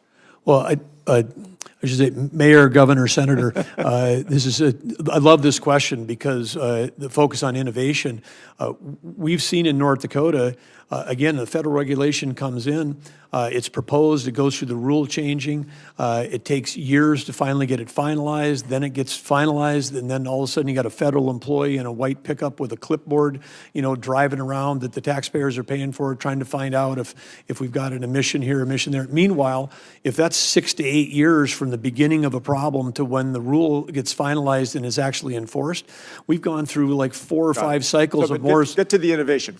We've gone through 4 or 5 cycles of Moore's Law, and then someone's got a solution to say we can do methane capture at the well, we can do it cheaply, we can do it this. They implement it, they can capture it, they can turn it into electricity, they can, do power generation for a data center on site on a well site. I mean, the amount of innovation that is occurring right now in the energy industry is unbelievable. It's as exciting as anything in tech that's going on. And so that's why I say innovation over regulation. We can solve these problems cheaper, faster, and quicker than we can through expensive and outdated regulations. Yeah, we've never needed more innovation in a short time than we need in energy right now.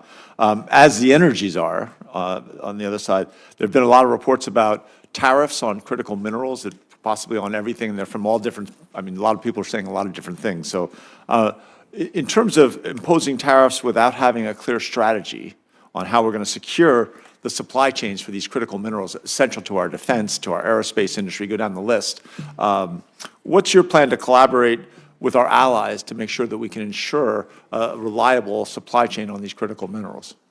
Well, I think the key there is allies, because we need to be, we have to have a security network of people that are truly our allies, and we have to be able to buy and sell from each other around these critical minerals. But right now, we've been, over the last 20 years, we were, as a nation, one of the great mining economies in the world 20 years ago. It's become a dirty word. You can hardly find a kid in college that wants to go into geology or geologic or mining. You're hurting me. Well, you were there. I am a geologist. Yes, you are. Or I was. But you understand in your profession how that has shifted in your lifetime, and we've got to bring it back, because this is critical to our nation's future. And again, when we can do it here with innovation, better, cleaner, and safer than the world, we're actually helping the world environment when we do it in the United States. We could set those standards, and I agree completely that we are the ones who are going to create a better way to extract minerals with less pollution and less risk. Last question, obviously public land is a key part of Colorado, just like they are of North Dakota. I commend you. I think what you did as a governor, you took a lot of what we did and did it better. It's very frustrating, but we governors like to give credit where credit is due. We have certain places in Colorado, and we discussed this when you were in my office last week, and I appreciate you taking the time with all that you've got going on to come and spend an hour with us. We have some places where local governments, the local community, the ranchers have kind of joined arms side by side to protect lands. We have one piece of land there that's called the Thompson Divide. And it's been somewhat controversial. There's one mining or oil company that felt that there was potential there. I took a pretty deep look at the seismic and couldn't see much source there, much potential, but it's been controversial. I wanted to make sure, A, to extend the invitation that you come to Colorado, which I'm sure everyone up here is, even if they haven't said it, they look forward to it, but to come and walk that landscape with some of the local ranchers and farmers there so you can get a sense that this isn't a partisan issue. This is a piece of land that pretty much everyone in the community has decided needs to be protected. Well, I appreciate the invitation. I would look forward to it, Senator. Great, thank you. Yield the floor. Senator Risch. Governor, welcome. Can't tell you how glad I am to see another governor for this position. Particularly coming from west of the Mississippi. You know, if you look at this committee, it's kind of the former governor's club. There's a lot of us on here, and we have meetings from time to time. Hovind takes up most of the time trying to convince us there's a Z in bison, and we can't find it. So, in any event, thank you for doing this, and because of the fact that most of our western states are have so much federal land, it's really important we have somebody that understands those issues. So thank you for that, and thank you for the job. They've already had a discussion with you about grizzly bears. We don't want grizzly bears. They kill people. You know, the federal government already gave us wolves. We had them all killed off about 75 years ago, and then some yahoo back here decided we needed them again, and they brought him in and brought us 30 wolves and said when there were 200 and 3 breeding pairs, we could delist them. Well, by the time I became governor, there were at least 1,500 wolves. Nobody knows how many breeding pairs, and we couldn't get them delisted. Till I got back here, we finally were able to put together a coalition and got them delisted. Grizzly bears are so far over the top because they kill people. They really do kill people, and they just don't mesh with society. So in any event, we'll look forward to working with you on those issues. Probably one of the most important decisions you're going to make here in the immediate future is, I know how the transition team is working, and you and the transition team is going to have to pick a BLM director. And that's really important to us because all of us have it, that are western states have a tremendous amount of BLM land. We had a real problem with this one. Fortunately, she's only got about 95 hours left. She was an eco-terrorist. She engaged in the work that was done in Idaho of spiking trees. You probably know about spiking trees. Since she's been BLM director, we haven't seen her. She's been up here, I think, once in the 4 years, and it divided this committee deeply. We had a huge fight over it. It was a straight party line vote. She got confirmed. We don't want somebody like that running the BLM, particularly somebody we can't find. So I urge you to use your best decision-making ability when you choose that person. On another important issue, the issue for us in Idaho right now is the Lava Ridge windmill project. And my good friend Senator King and I have different views on windmills, and bless you for taking the windmills. You can have them all. We don't want them in Idaho. We hate windmills in Idaho. They are a tremendous blight on our viewscape. We really don't like them, and the new Green Deal that this administration has put together is trying to saddle us with 100,000 acres. 100,000 acres with 241 windmills on them that are a little higher than the Space Needle. And the good news is, I appreciate you meeting with me and listening to the how wrong this project is on so many different levels. The good news is, and you don't know this yet, I don't think, But that project's only got about 95 hours left to be on the table. That's going to go by the by.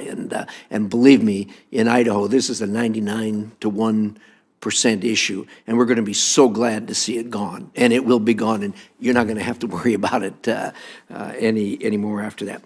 Let me just close with this. I'm so glad to hear that the president is going to put you in a position he is on energy. That's incredible. We need it. We all know his vision for making America independent and actually being an exporter and tapping our wealth. One word we haven't used here in that regard is nuclear. Idaho was the birthplace of nuclear energy in the universe.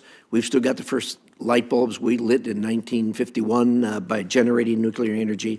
We've built about 52 reactors out there at the site. I don't know if you've been to the Idaho National Lab or not, but if you're going to be in the energy business, you really need to. There's a tremendous resurgence of interest in nuclear. You know, the thing kind of went by the way after we had the unfortunate 3 Mile Island incident, but the renaissance in nuclear, not just in America, but around the world, is staggering. Coming off the drawing boards at INL and in the very near future are SMR, small modular reactors. It's going to be followed by the micro reactors. That is going to change the world as far as energy is concerned. And I'm glad to hear you talk about baseload, because when you're talking about nuclear, you're talking about baseload. And I suspect the world, as we go through this century, is going to rely heavily on nuclear. There's tremendous, as in my other hat I wear as chairman of the Foreign Relations Committee, I deal with countries, particularly the Eastern European countries. They're entering contracts, and it is a national security issue because we compete with China, with Russia, and to a degree France when these new projects are coming on board. So thank you for what you're doing. God bless you. We welcome you. Senator Gallego. Thank you. Governor, thanks again for joining me, and thank you for sitting down in my office, and appreciate our time together. We was kind of hit upon this, but one of the biggest interior-related issues is going to be the Colorado River. Arizona is at the heart of our national defense when it comes to ship making, agriculture, and food security, and of course home to the 5th largest and best city in the country. In addition, 22 of the 30 Colorado River Basin tribes are in Arizona. So rules governing the reductions to the Colorado River water expire at the end of 2026. And post-2026, operation conversations are still ongoing. The lower basin states have put forward a proposal for management of the Colorado River that shares the risk among all states. However, no agreement has been reached, and leading to potential conflicts within the basin, which of course we'd all like to avoid. Would you work with Arizona parties and my office so that any termination post-2026 is not overly burdensome to any one state and is consistent with the Colorado River Compact? Well, Senator, you bring up a really important issue, and this is with the 2026 date looming, coming forward. And of course, as you know, Interior does have some specific authorities relative to helping with the lower and upper basin. I would say, as a former chair of Western governors, I know that this has been a battle that's going on as long as there have been people in the West. People are fighting over water in the West. My experience in North Dakota has been more on the Missouri River Basin, but also we've been in some deep battles with Canada because we've got 2 rivers that are in North Dakota that actually flow north into Canada, the Souris River and the Red River of the north. So whether it's international or the complexities of the Missouri, I've got some good understanding and good exposure to this, but I think you can count on that we're going to look for a collaborative solution that serves everyone.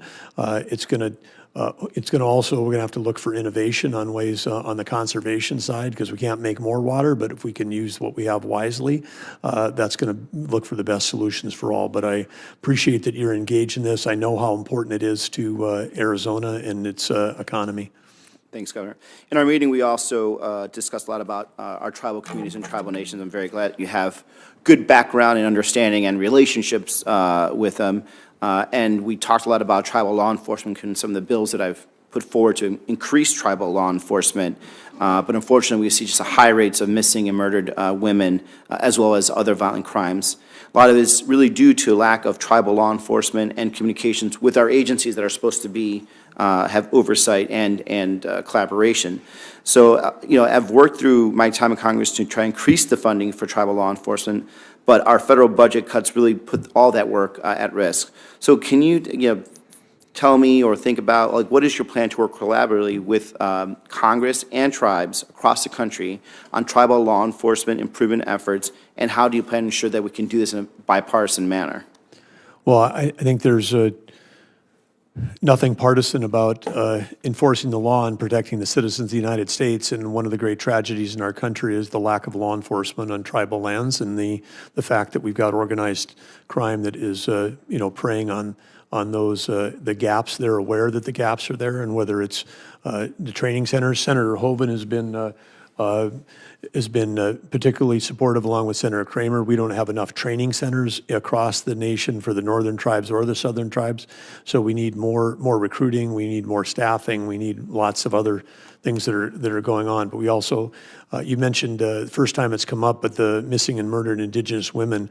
I mean, this is, again, an unseen tragedy in America. I think the FBI list is now over 6,000 unsolved cases, and I believe again that it is a complete tragedy. It seems that we lose a college student at spring break, it's a Netflix series and the whole nation knows her name personally, and then we have these same individual tragedies that happen over and over again in Indian country, and people aren't even aware that it's going on. So we've got to change our entire approach to this.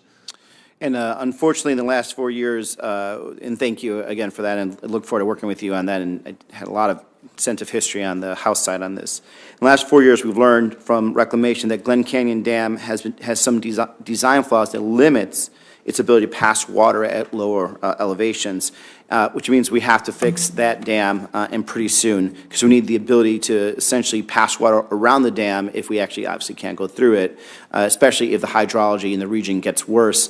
How would you make fixing the dam that delivers water to the Grand Canyon and the 30 million people downstream from that lower basin, and of course Mexico as part of our treaty obligations, a priority? Well, Senator, appreciate you bringing that to my attention. This is one issue I was not aware of about the Glen Canyon Dam deficiencies, but obviously with the Bureau of Reclamation being the second largest operator of hydroelectric dams in the country behind the Army Corps of Engineers, I'll quickly be meeting with the team if I have the privilege of being confirmed for this position about this issue, because we've got to have working facilities on these critical rivers. Well, and as we know, we've got to have more reservoir capability, because part of the issue we're facing is that perhaps we not only need to fix, we've got to upgrade some of these so that we can have more storage. Yep, I'd love to work with that person. Thank you. Thank you, Governor. Yield back. Senator Hyde-Smith. Thank you, Mr. Chairman, and I think you guys will be very happy that I'm probably the last one, and this will soon be over. But I just certainly appreciate your willingness and your eagerness. I enjoyed the visit we had in my office and the sincerity that you have, but most of all, your capabilities. You're so capable for this position, and I'm very thankful to you and your family that you're willing to do this. I'm going to be brief, but one of the things we talked about in my office was a local Mississippi thing. William Faulkner once said, to understand the rest of the world, you first must understand a place like Mississippi. But we're very blessed with the National Park Services that we have several sites in Mississippi that certainly contribute to our tourism, the economy of our state, and we work with them very closely with public-private partnerships. In Vicksburg now, we are working on a visitor center with the state of Mississippi, public-private partnerships, and Vicksburg National Military Parks, Friends of the Park. So we certainly want to make sure that that continues. In Natchez, the state is enhancing 2 state-owned historical sites to better complement the Natchez National Historic Park sites. So, of course, I'd want to invite you to visit those, and asking for your willingness to commit to me working on these 2 particular projects in Vicksburg and Natchez. Well, as Senator, thank you. And first of all, I just want to thank you, too, for your capabilities. It's great to have a senator who grew up in agriculture and also was ag commissioner. That's fantastic. I spent most of my life, my family was all involved in agriculture my entire life, and many of my cousins still are. So it's such an important part of our national security as well. But in terms of the national park thing, as we said earlier, we've got a big deferred maintenance issue, and we have a big opportunity. These are the precious spots out of the billions of acres of surface, subsurface, and offshore that we own. The national park is for Americans is a priority, and we need to take care of these sites, whether historic or others. And again, we have to make sure that they're capable of handling and supporting the visitors that want to see them. We know they're great for the local economy. So appreciate the invitation and look forward to working with you. Thank you on that. Now I'm going to go to South Mississippi, our offshore oil and gas production in the Gulf of Mexico. Of course, it plays a vital role in the Gulf states' economies as well. We call it our blue economy down there. The Anchor platform.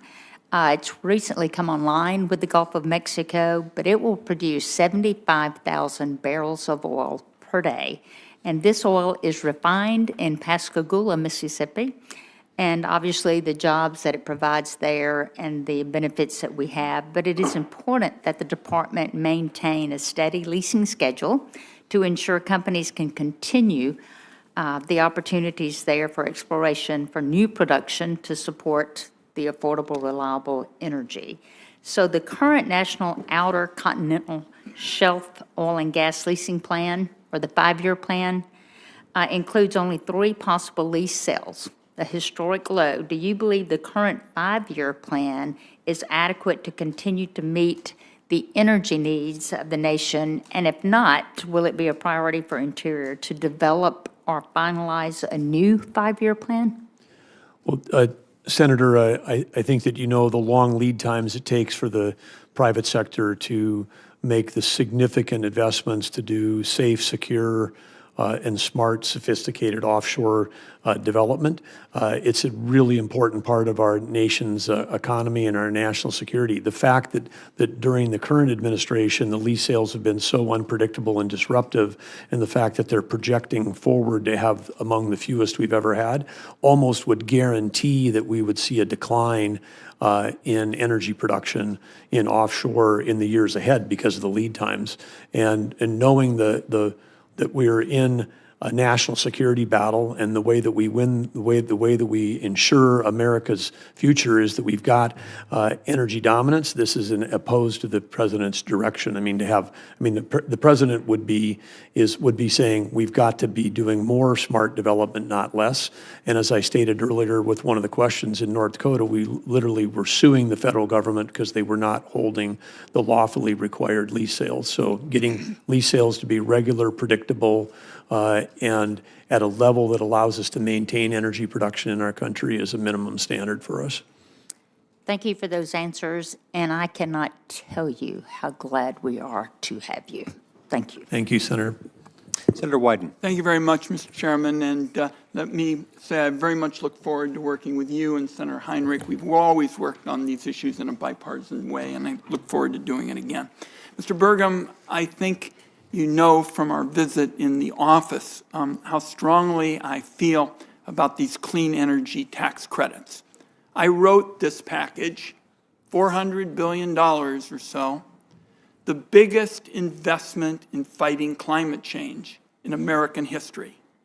It uses carrots, not sticks. The more you reduce carbon, the bigger your tax savings. It's private sector driven. And in what I consider to be a huge breakthrough, we reward technological neutrality.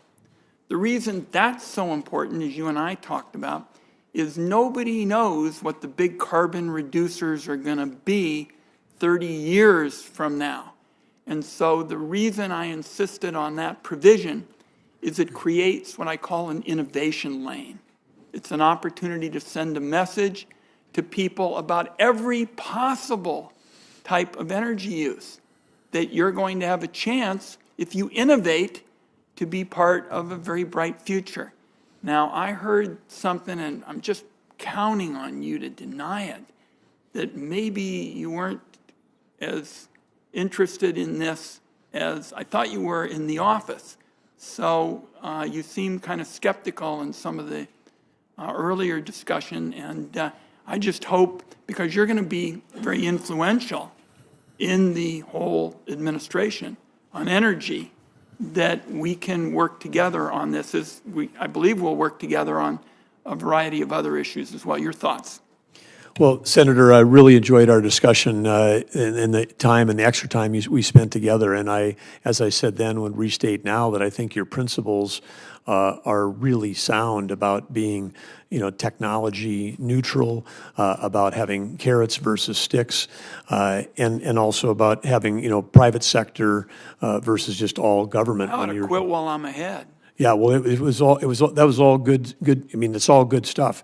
I think if I don't know specifically other comments you may have heard, but I believe that these things may have been so successful as it relates to the electrical grid that have got now a significant imbalance in the amount of projects that are intermittent and not persistent, and we need to make sure for our country to be successful in the near term that we've got to get back to making sure that we've got the appropriate amount of base load to manage both of those things. Because if the sun's not shining, the wind's not blowing, and we don't have base load, then we got brownouts and blackouts. We got higher electric prices for every American. So it's the balance of trying to achieve that. And then the other point that I may have said today, which I would stand by, is that it's great that people thought, hey, let's put massive incentives around EVs, around electric vehicles, against fueled cars that have liquid fuels. But in America, if there's innovation neutrality in North Dakota, we're producing carbon negative barrel of oil. We're producing carbon neutral biofuels. I mean, America built 200,000 gas stations without a dime of public money or taxpayer incentives because the market created that. And we have got an opportunity to have innovation in an innovation lane around decarbonizing liquid fuels. But so we just have to make sure we have the balance, because we need it all. We need it all to win the competition we're going to win.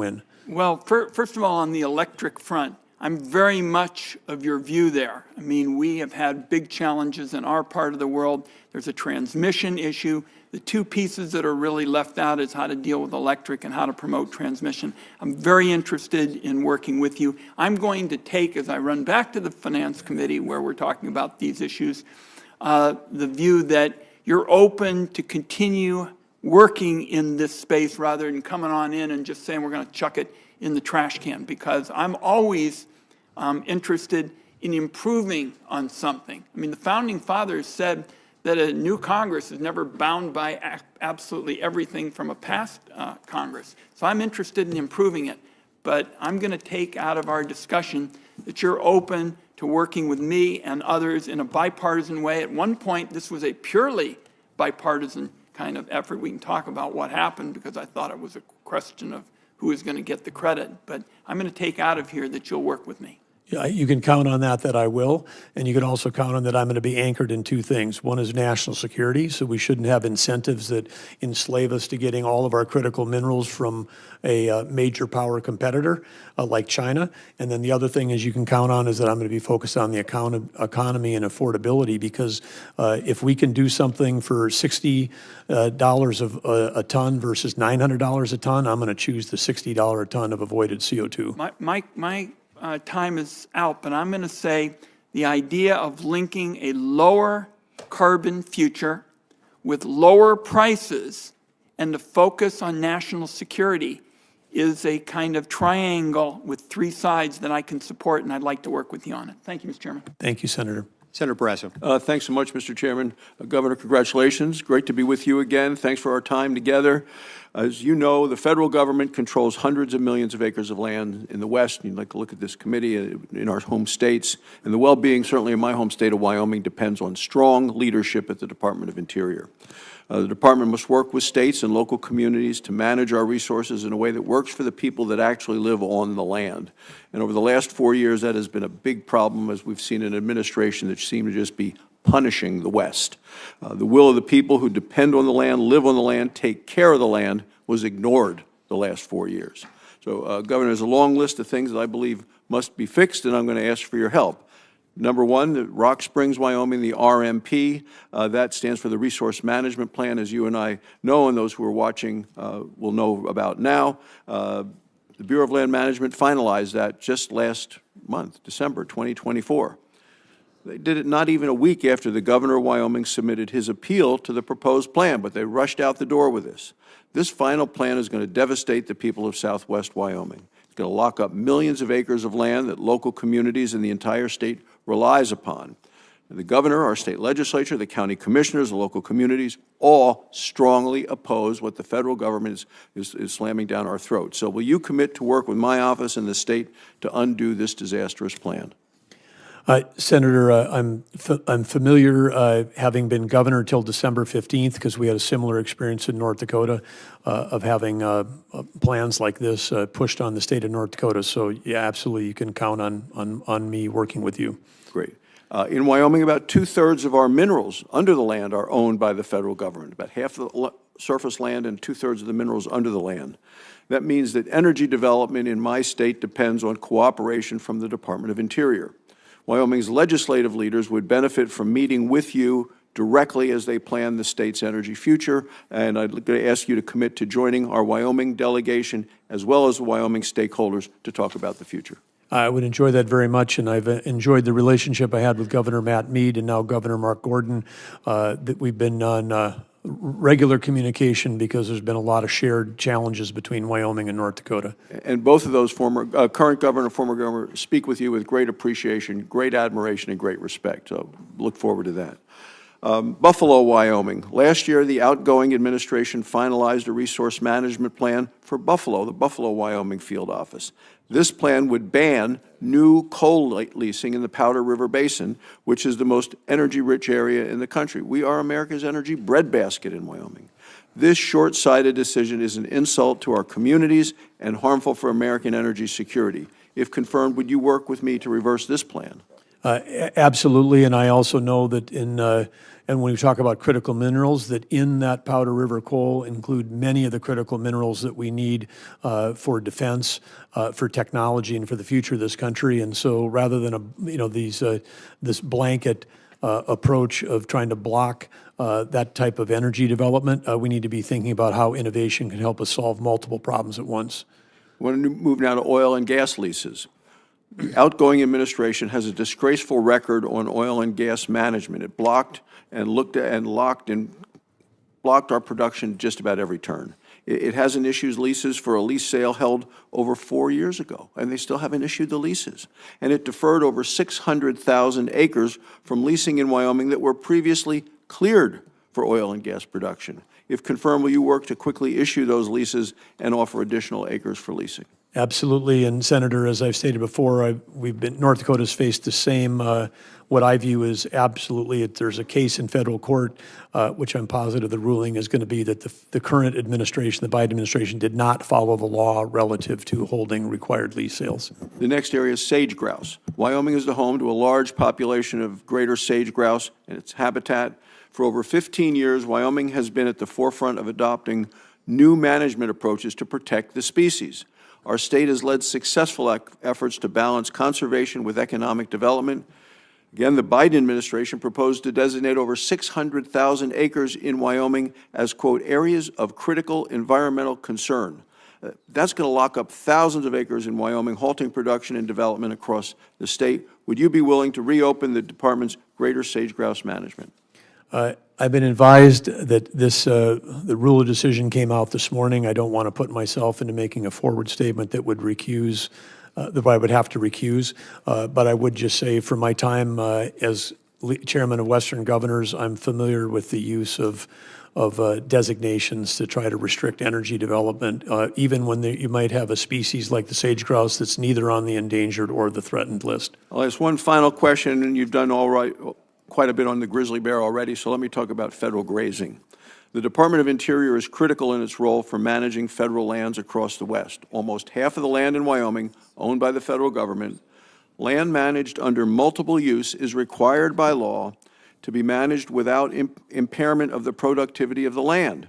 These are public places that people from Wyoming depend on accessing for their livelihoods, agriculture, all the ranching activities, recreation, mineral development. Congress directed grazing, timber harvesting, recreation, energy, and mineral production to take place on federal lands. Will you support the multiple use mandate, the law mandates for federal land? Absolutely, I do, Senator, and since we've talked about wildfires today, grazing reduces fuel load, timber management appropriately reduces fuel load, surface development can create roads paid for by the private sector that support our firefighters. All of the multiple use is a part of a component of a comprehensive rethinking of how we think about fire management on federal lands. Thank you, Governor. Thank you, Mr. Chairman. Senator Cotton. Governor, welcome and congratulations.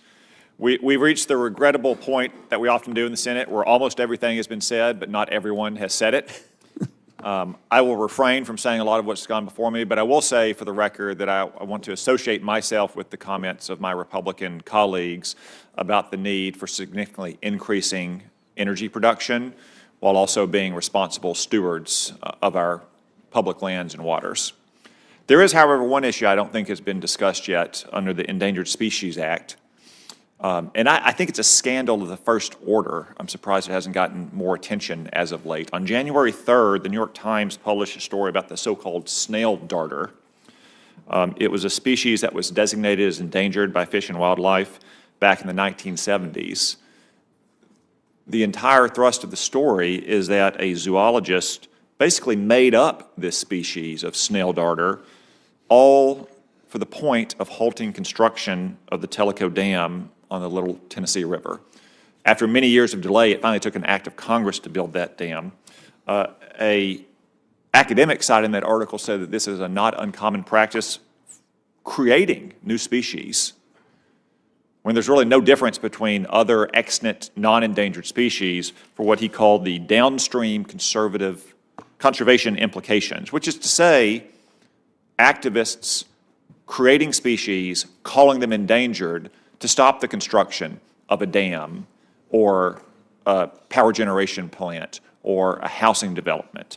And again, this is something that was admitted publicly in the New York Times by some of these activists. That's why I say I think it's a scandal of the first order. Could I get your commitment in light of these admissions to go back and re-examine Endangered Species Act listings and identify any other potential false designations? Senator Cotton, you raise a very important issue, which is the weaponization of federal rules, meant to actually protect wildlife, but to do it in a way where it's being used not to protect wildlife, but it's being used to stop legal activities like the multiple use scenario we were just talking about with Senator Barrasso. It's just a legal weapon, and it's used for fundraising. It's used for groups that are just trying to block our nation's progress. And so I agree with you completely. And you mentioned the New York Times. If that article was someplace else, but the fact that the New York Times wrote that article, I found to also be remarkable admission of at least one case where there was the abuse of the Endangered Species Act relative to its intended use. So yes, you can count. Absolutely. Thank you. I appreciate that, because also I think not in light just of this public admission, but also the West Virginia case and the Loper-Bright case, there could be legal infirmity in a lot of our federal bureaucracy's past decisions. So I appreciate your willingness to take a look at that once you're on the job. Thank you very much. That concludes round one. We're going to do a quick round two with some follow-ups that a few members have asked.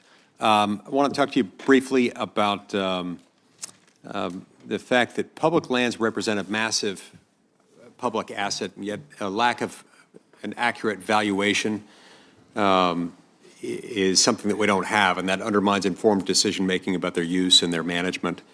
What steps would you take, if confirmed as Secretary, to improve the transparency in this area and ensure federal land valuations reflect their value to the American people? Well, I would just say on this idea that what I'll call America's balance sheet is something that the Trump administration has quite a bit of enthusiasm in discussions with Treasury nominee Scott Bessent.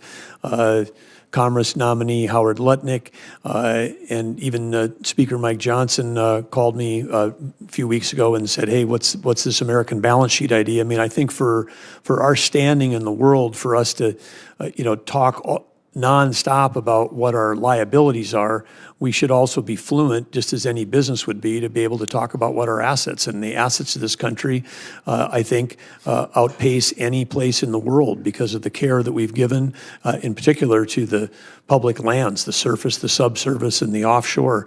And we've proven time and time again that we can do it better, cleaner, and safer than anyone else here. If I'm a timber company and I own timberland and it's not been harvested, I put that on my balance sheet. If I've got timberland and I've planted young trees, I put it on my balance sheet at a different valuation. When we protect U.S. lands and then don't cut a tree and then they burn down, we not only produce enormous amounts of emissions and enormous amounts of carbon, but we also have effectively wasted the public's asset. And I think it's part of our duty in the role, if I have the privilege of being nominated here, but all of us as elected officials, to make sure that we're getting a return on the nation's balance sheet for the benefit and the use of the American people. Right. So understanding that number, I think, is key. I would just say one last thing. People say, oh, it's going to be really hard. It's really hard to develop that. We did this in North Dakota.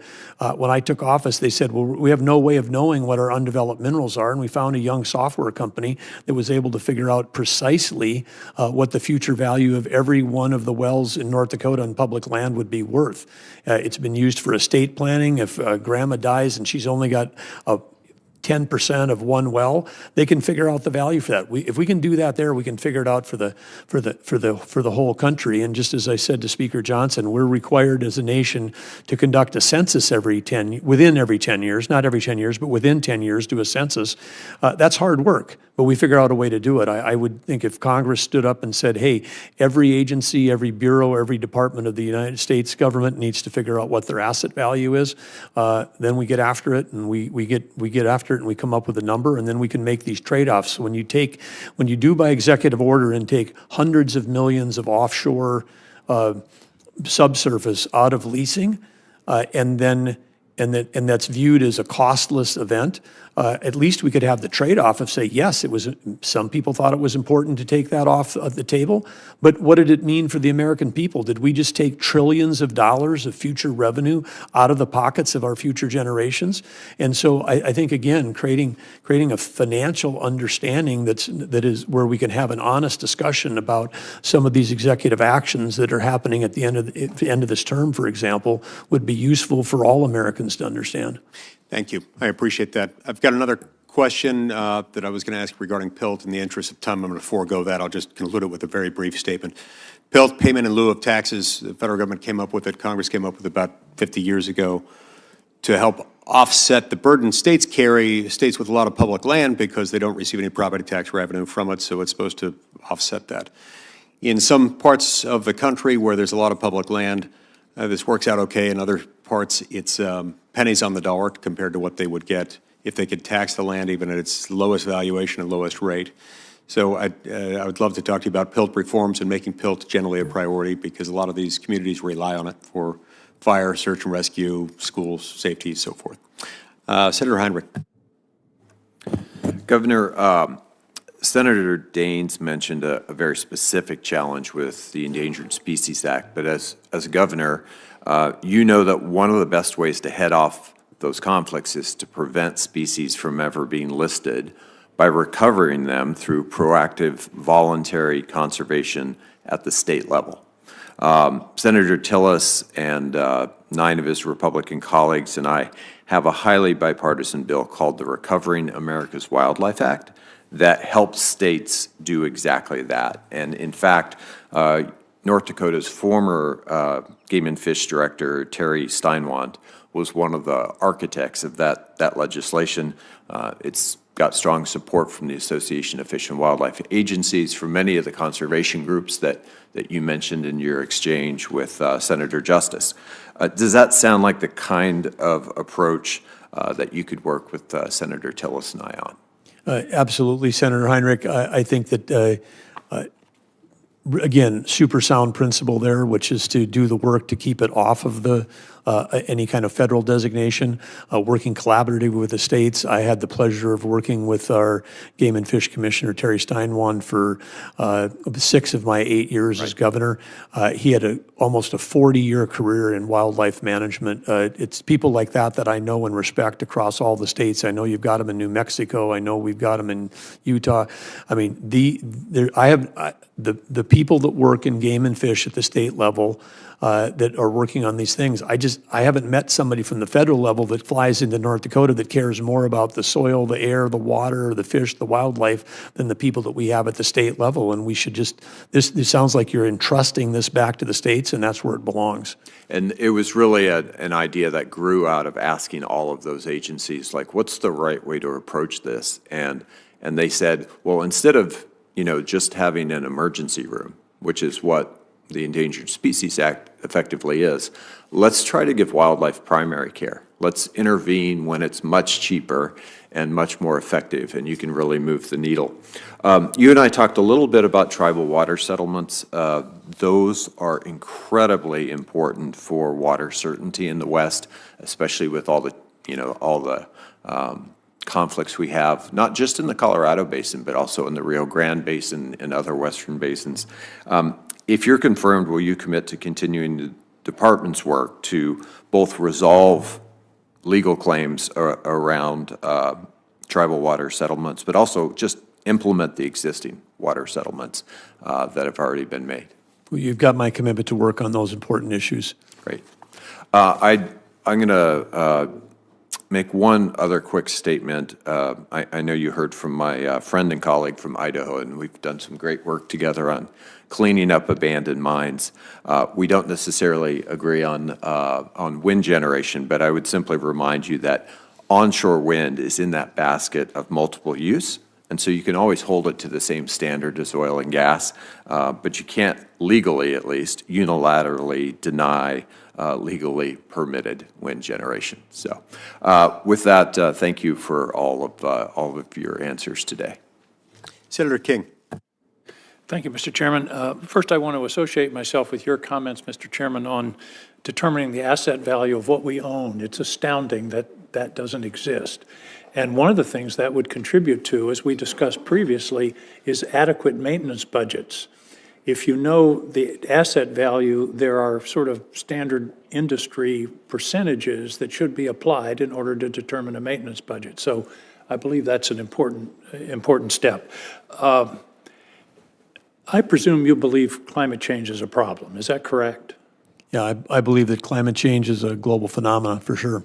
I noted the biographical material that in 2021 as governor, you set a goal for North Dakota of carbon neutrality by 2030 to be achieved in a variety of ways. And as you mentioned, you've really worked hard on the carbon neutrality of fossil fuel extraction and fossil fuel use. I'm a little worried today, though. You keep distinguishing between intermittent and baseload. Would you agree that renewable resources, solar and wind, for example, can be developed if they are adequately, if they can be integrated into the grid in a safe and reliable way? Yes, they can, and it's not for me personally for any political reasons that I distinguish. It's just because of physics, the physics of the grid. If we don't have enough base load, and it's the base load that we have that's allowed our nation to make the investments into the intermittent. I don't want the word, in a former life, I developed both base load and intermittent resources. I don't want the word base load to be code for no renewables. That's not what you're saying, is it? No, we need a balance, but they cannot, the intermittent, if you want to call them renewables, is used as a positive word, but this is a fact of life, is they're intermittent. And when they're intermittent, until we have storage solutions, and we're years away from having significant enough cost-effective storage to support that, we need to have the base load, or the intermittent doesn't even have a life. But it can be integrated. In your case in North Dakota, 35% of your electricity comes from wind power. I presume your grid works. Well, It's super stressed as it is around the country. We're in parts of two grids. We're part of MISO going east, and we're part of SPP going west. And you can have days when the rated capacity is 30, but you got a day when the wind's blowing. The wind's blowing so hard it drives all the base load off of production. And then the next day it's 20 below and there's no wind blowing, and we got no wind, and then you got to like crank up the base load again. And so that's one of the most important reasons that we've talked about innovation.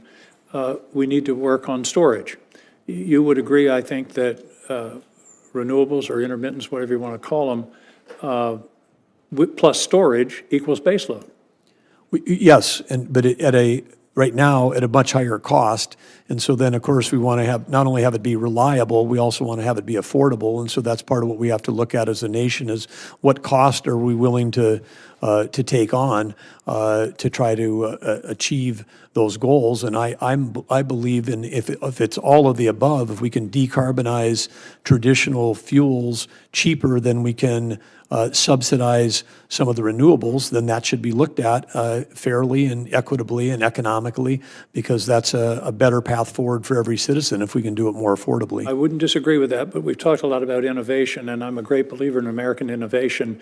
And the cost, for example, of solar panels has gone from, I don't know, $70 a kilowatt down to 70 cents. I mean, battery storage, for example, in Maine, there is a project underway for an 85 megawatt, 100-hour grid scale storage at a reasonable cost, because it's not based on lithium ion, or it's based on iron.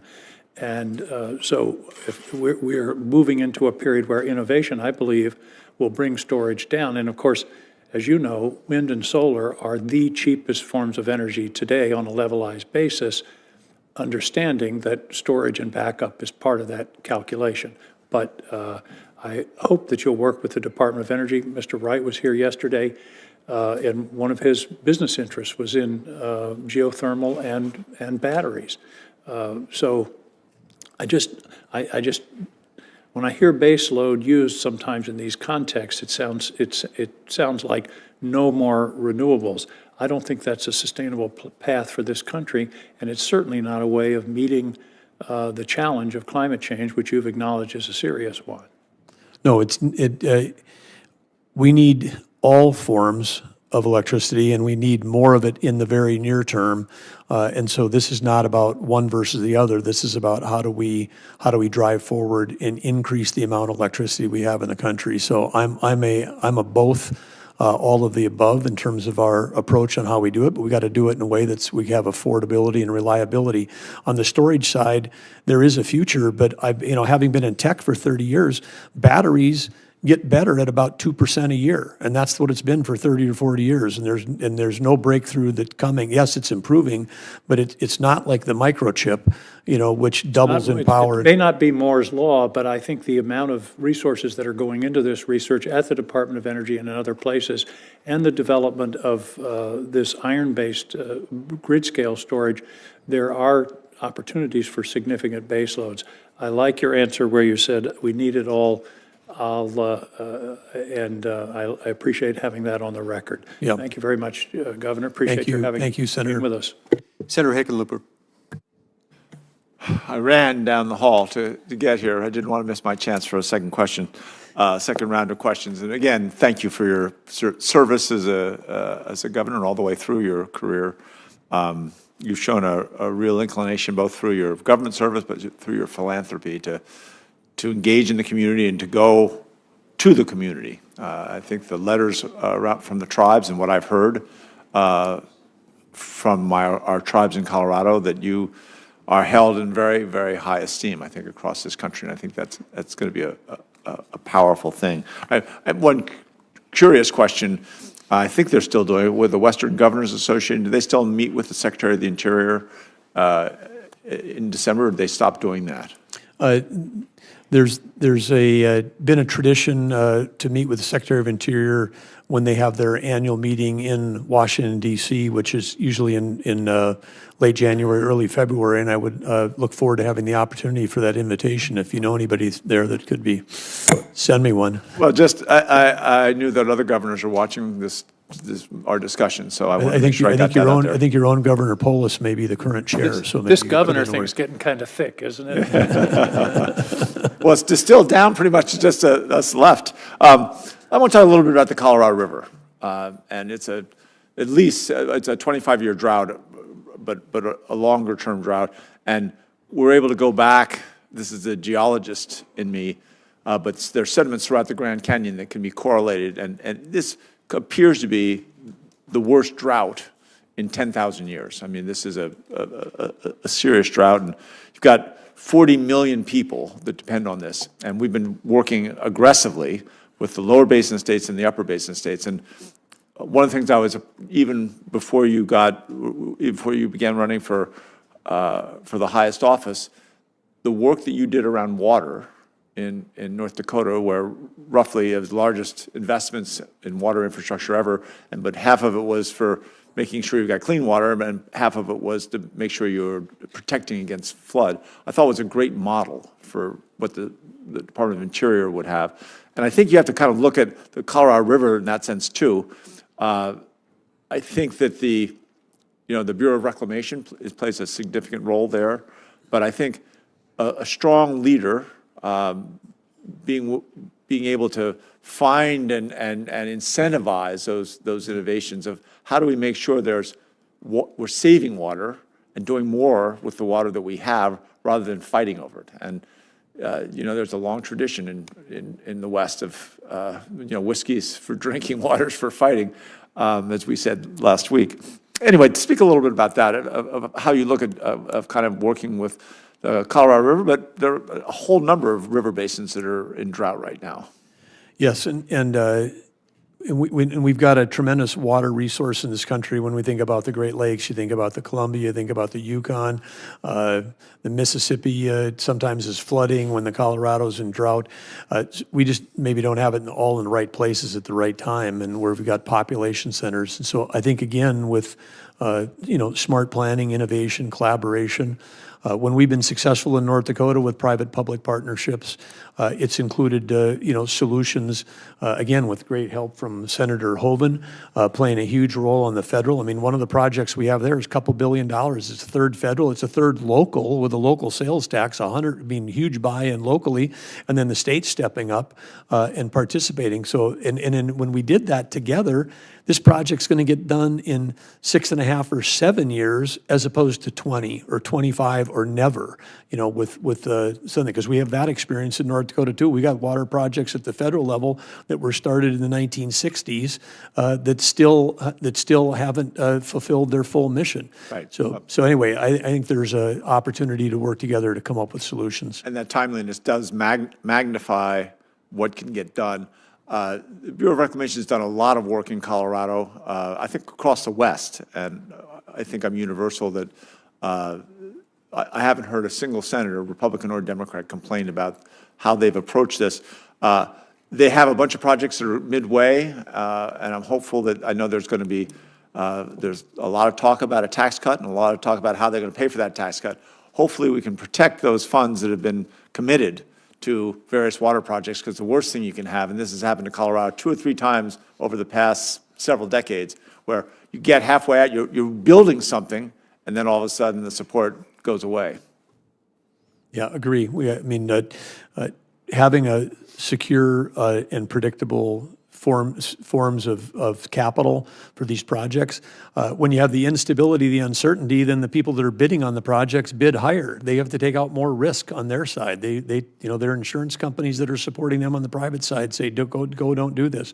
When we were able to go to the private-public partnership and we could create certainty that they would have the permits, that lowered the cost dramatically, and not only the time to get it done, but it also lowered the cost. That's music to my ears, and we agree completely. So we'll remember this conversation 3 years from now, and I'm sure who knows what the future will bring. But I appreciate that commitment to the long-term solutions. I think that is necessary on almost every level in this country. Great, thank you, Senator. Thank you, Senator Hoeven. Thank you, Mr. Chair. One quick item for the record. As you know, I've passed legislation to keep horses in the Theodore Roosevelt National Park. I'm a horse fan. You and your wife are horse fans. I just want to know that you'll commit to the record to continue to work on that very important issue with me. Absolutely. For the record, people should know that as popular as Senator Hoven is in our state, the horses in the national park have even more followers on social media than he does. Yeah, no question. And then just one final item. I think you've demonstrated to both sides of the aisle your absolute willingness to work with everybody to achieve good outcomes and a good outcome for this country. And that's exactly what we want in somebody that goes into these important positions. And so thank you to Catherine. And then just if there's anything for the record that you want to add to the record, I would just give you this opportunity before turning things back to the chairman. And again, I want to thank both the chairman and the ranking member as well. Well, the only thing I would do quickly is close with gratitude to Chairman Lee and Ranking Member Heinrich. Thank you for your time ahead of time. Thank you for making your members available to me for meetings ahead of time. And thanks for this great dialogue and discussion today. I've received a lot of invitations from members to come and visit. I would be remiss if I didn't, before I leave, to extend an invitation on behalf of Senator Hoven, Senator Kramer, and myself to come to the grand opening of the Theodore Roosevelt Presidential Library and Museum, which is an opportunity to tell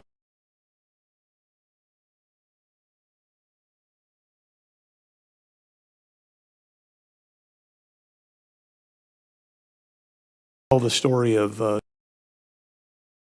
conservation that really began during the time when Theodore Roosevelt spent time in North Dakota. His wife and his mother tragically died on the same day in the same house, on Valentine's Day of 1884, and he had a newborn infant daughter that was 2 days old. He handed that off to his sister, and he got on the train, and he was deeply despondent, and went west and remade himself from the he'd had a childhood that was full of sickness, and he went from a sickly Easterner and became a rough and tumble Westerner cowboy, learned the hard way out there with a lot of time in the saddle, and built the Elkhorn Ranch. And from then he developed his thoughts about conservation in this country. And we know the story that went from there. That led him to become the Rough Rider that he was, that propelled him into becoming a governor, formed the National Governors Association, saved football. I mean, now the largest viewed sport. And the NCAA was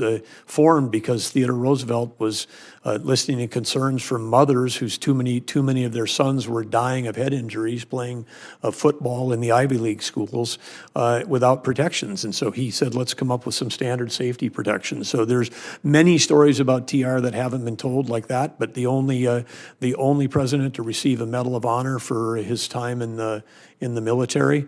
One of his sons also received a Medal of Honor, who was there at Normandy in World War II. But incredible story, and of course Nobel Peace Prize that he received for negotiating the settlement between Russia and Japan. And he wrote more books than all the other presidents combined. He wrote more letters than Jefferson and Washington. We're in the process of digitizing all of that. This will be the first digital presidential library. It'll be one of the most sustainable buildings built in North America. And it's in the heart of the Badlands that he loved, at a gateway community that goes into the Theodore Roosevelt National Park. And in closing, I would say someone asked this 4th of July, are you going to have fireworks? Per tradition, when you open a presidential library, all living presidents are invited. So we may, if they all show up, we may not need to have additional fireworks. But it'll be a great, because there's a lot of what we know about Theodore Roosevelt that still lives on today. And think about the discussions we're having. The Panama Canal wouldn't have happened without him, and how important that was for our country during World War II, and how important it is for our future going forward. So. And water, of course, in Arizona, he was some of the original water systems in Arizona were dedicated and created by Theodore Roosevelt. One of the first wildlife refuges that he made in the country was in North Dakota at Stump Lake. He sent us on a way to build out the national park system as we know it right now. So it's with a bit of serendipity and a great amount of excitement that as Secretary of Interior, I'll look forward to being at that opening along with all of you. This committee's all officially invited as of right now. It would be great to have you all there. And with that, again, thank you, senators, and especially thank you, Senator Hoeven and Kramer, for your folks, your support, your friendship, and your mentorship for all these years. Thank you, Governor. It's been a great hearing, and I appreciate the participation of all the members, staff, members of the committee, and especially our Capitol Police Force keeping us safe today. I'm sure that given all the time he spent in North Dakota, Theodore Roosevelt learned correctly to pronounce the name of the animal that is called the bison. It is. It does have a Z. I agree with. It's got a Z. B-I-Z. It's a Z that, well, it's not a silent Z. It's just an invisible one. With all that, Mr. Chairman, do you know what the Lady Buffalo said to her little boy as he was going off to school? Oh no, I don't. What did he say? Bye, son. That's it. I would also mention that Teddy Roosevelt coined. I love it. I just love it. Going to open up a whole new debate. He coined the term malefactors of great wealth. I'll just leave it at that. Hoeven's going to be telling that one for weeks. The record will stand open until 6 p.m. today for questions for the record. We stand adjourned.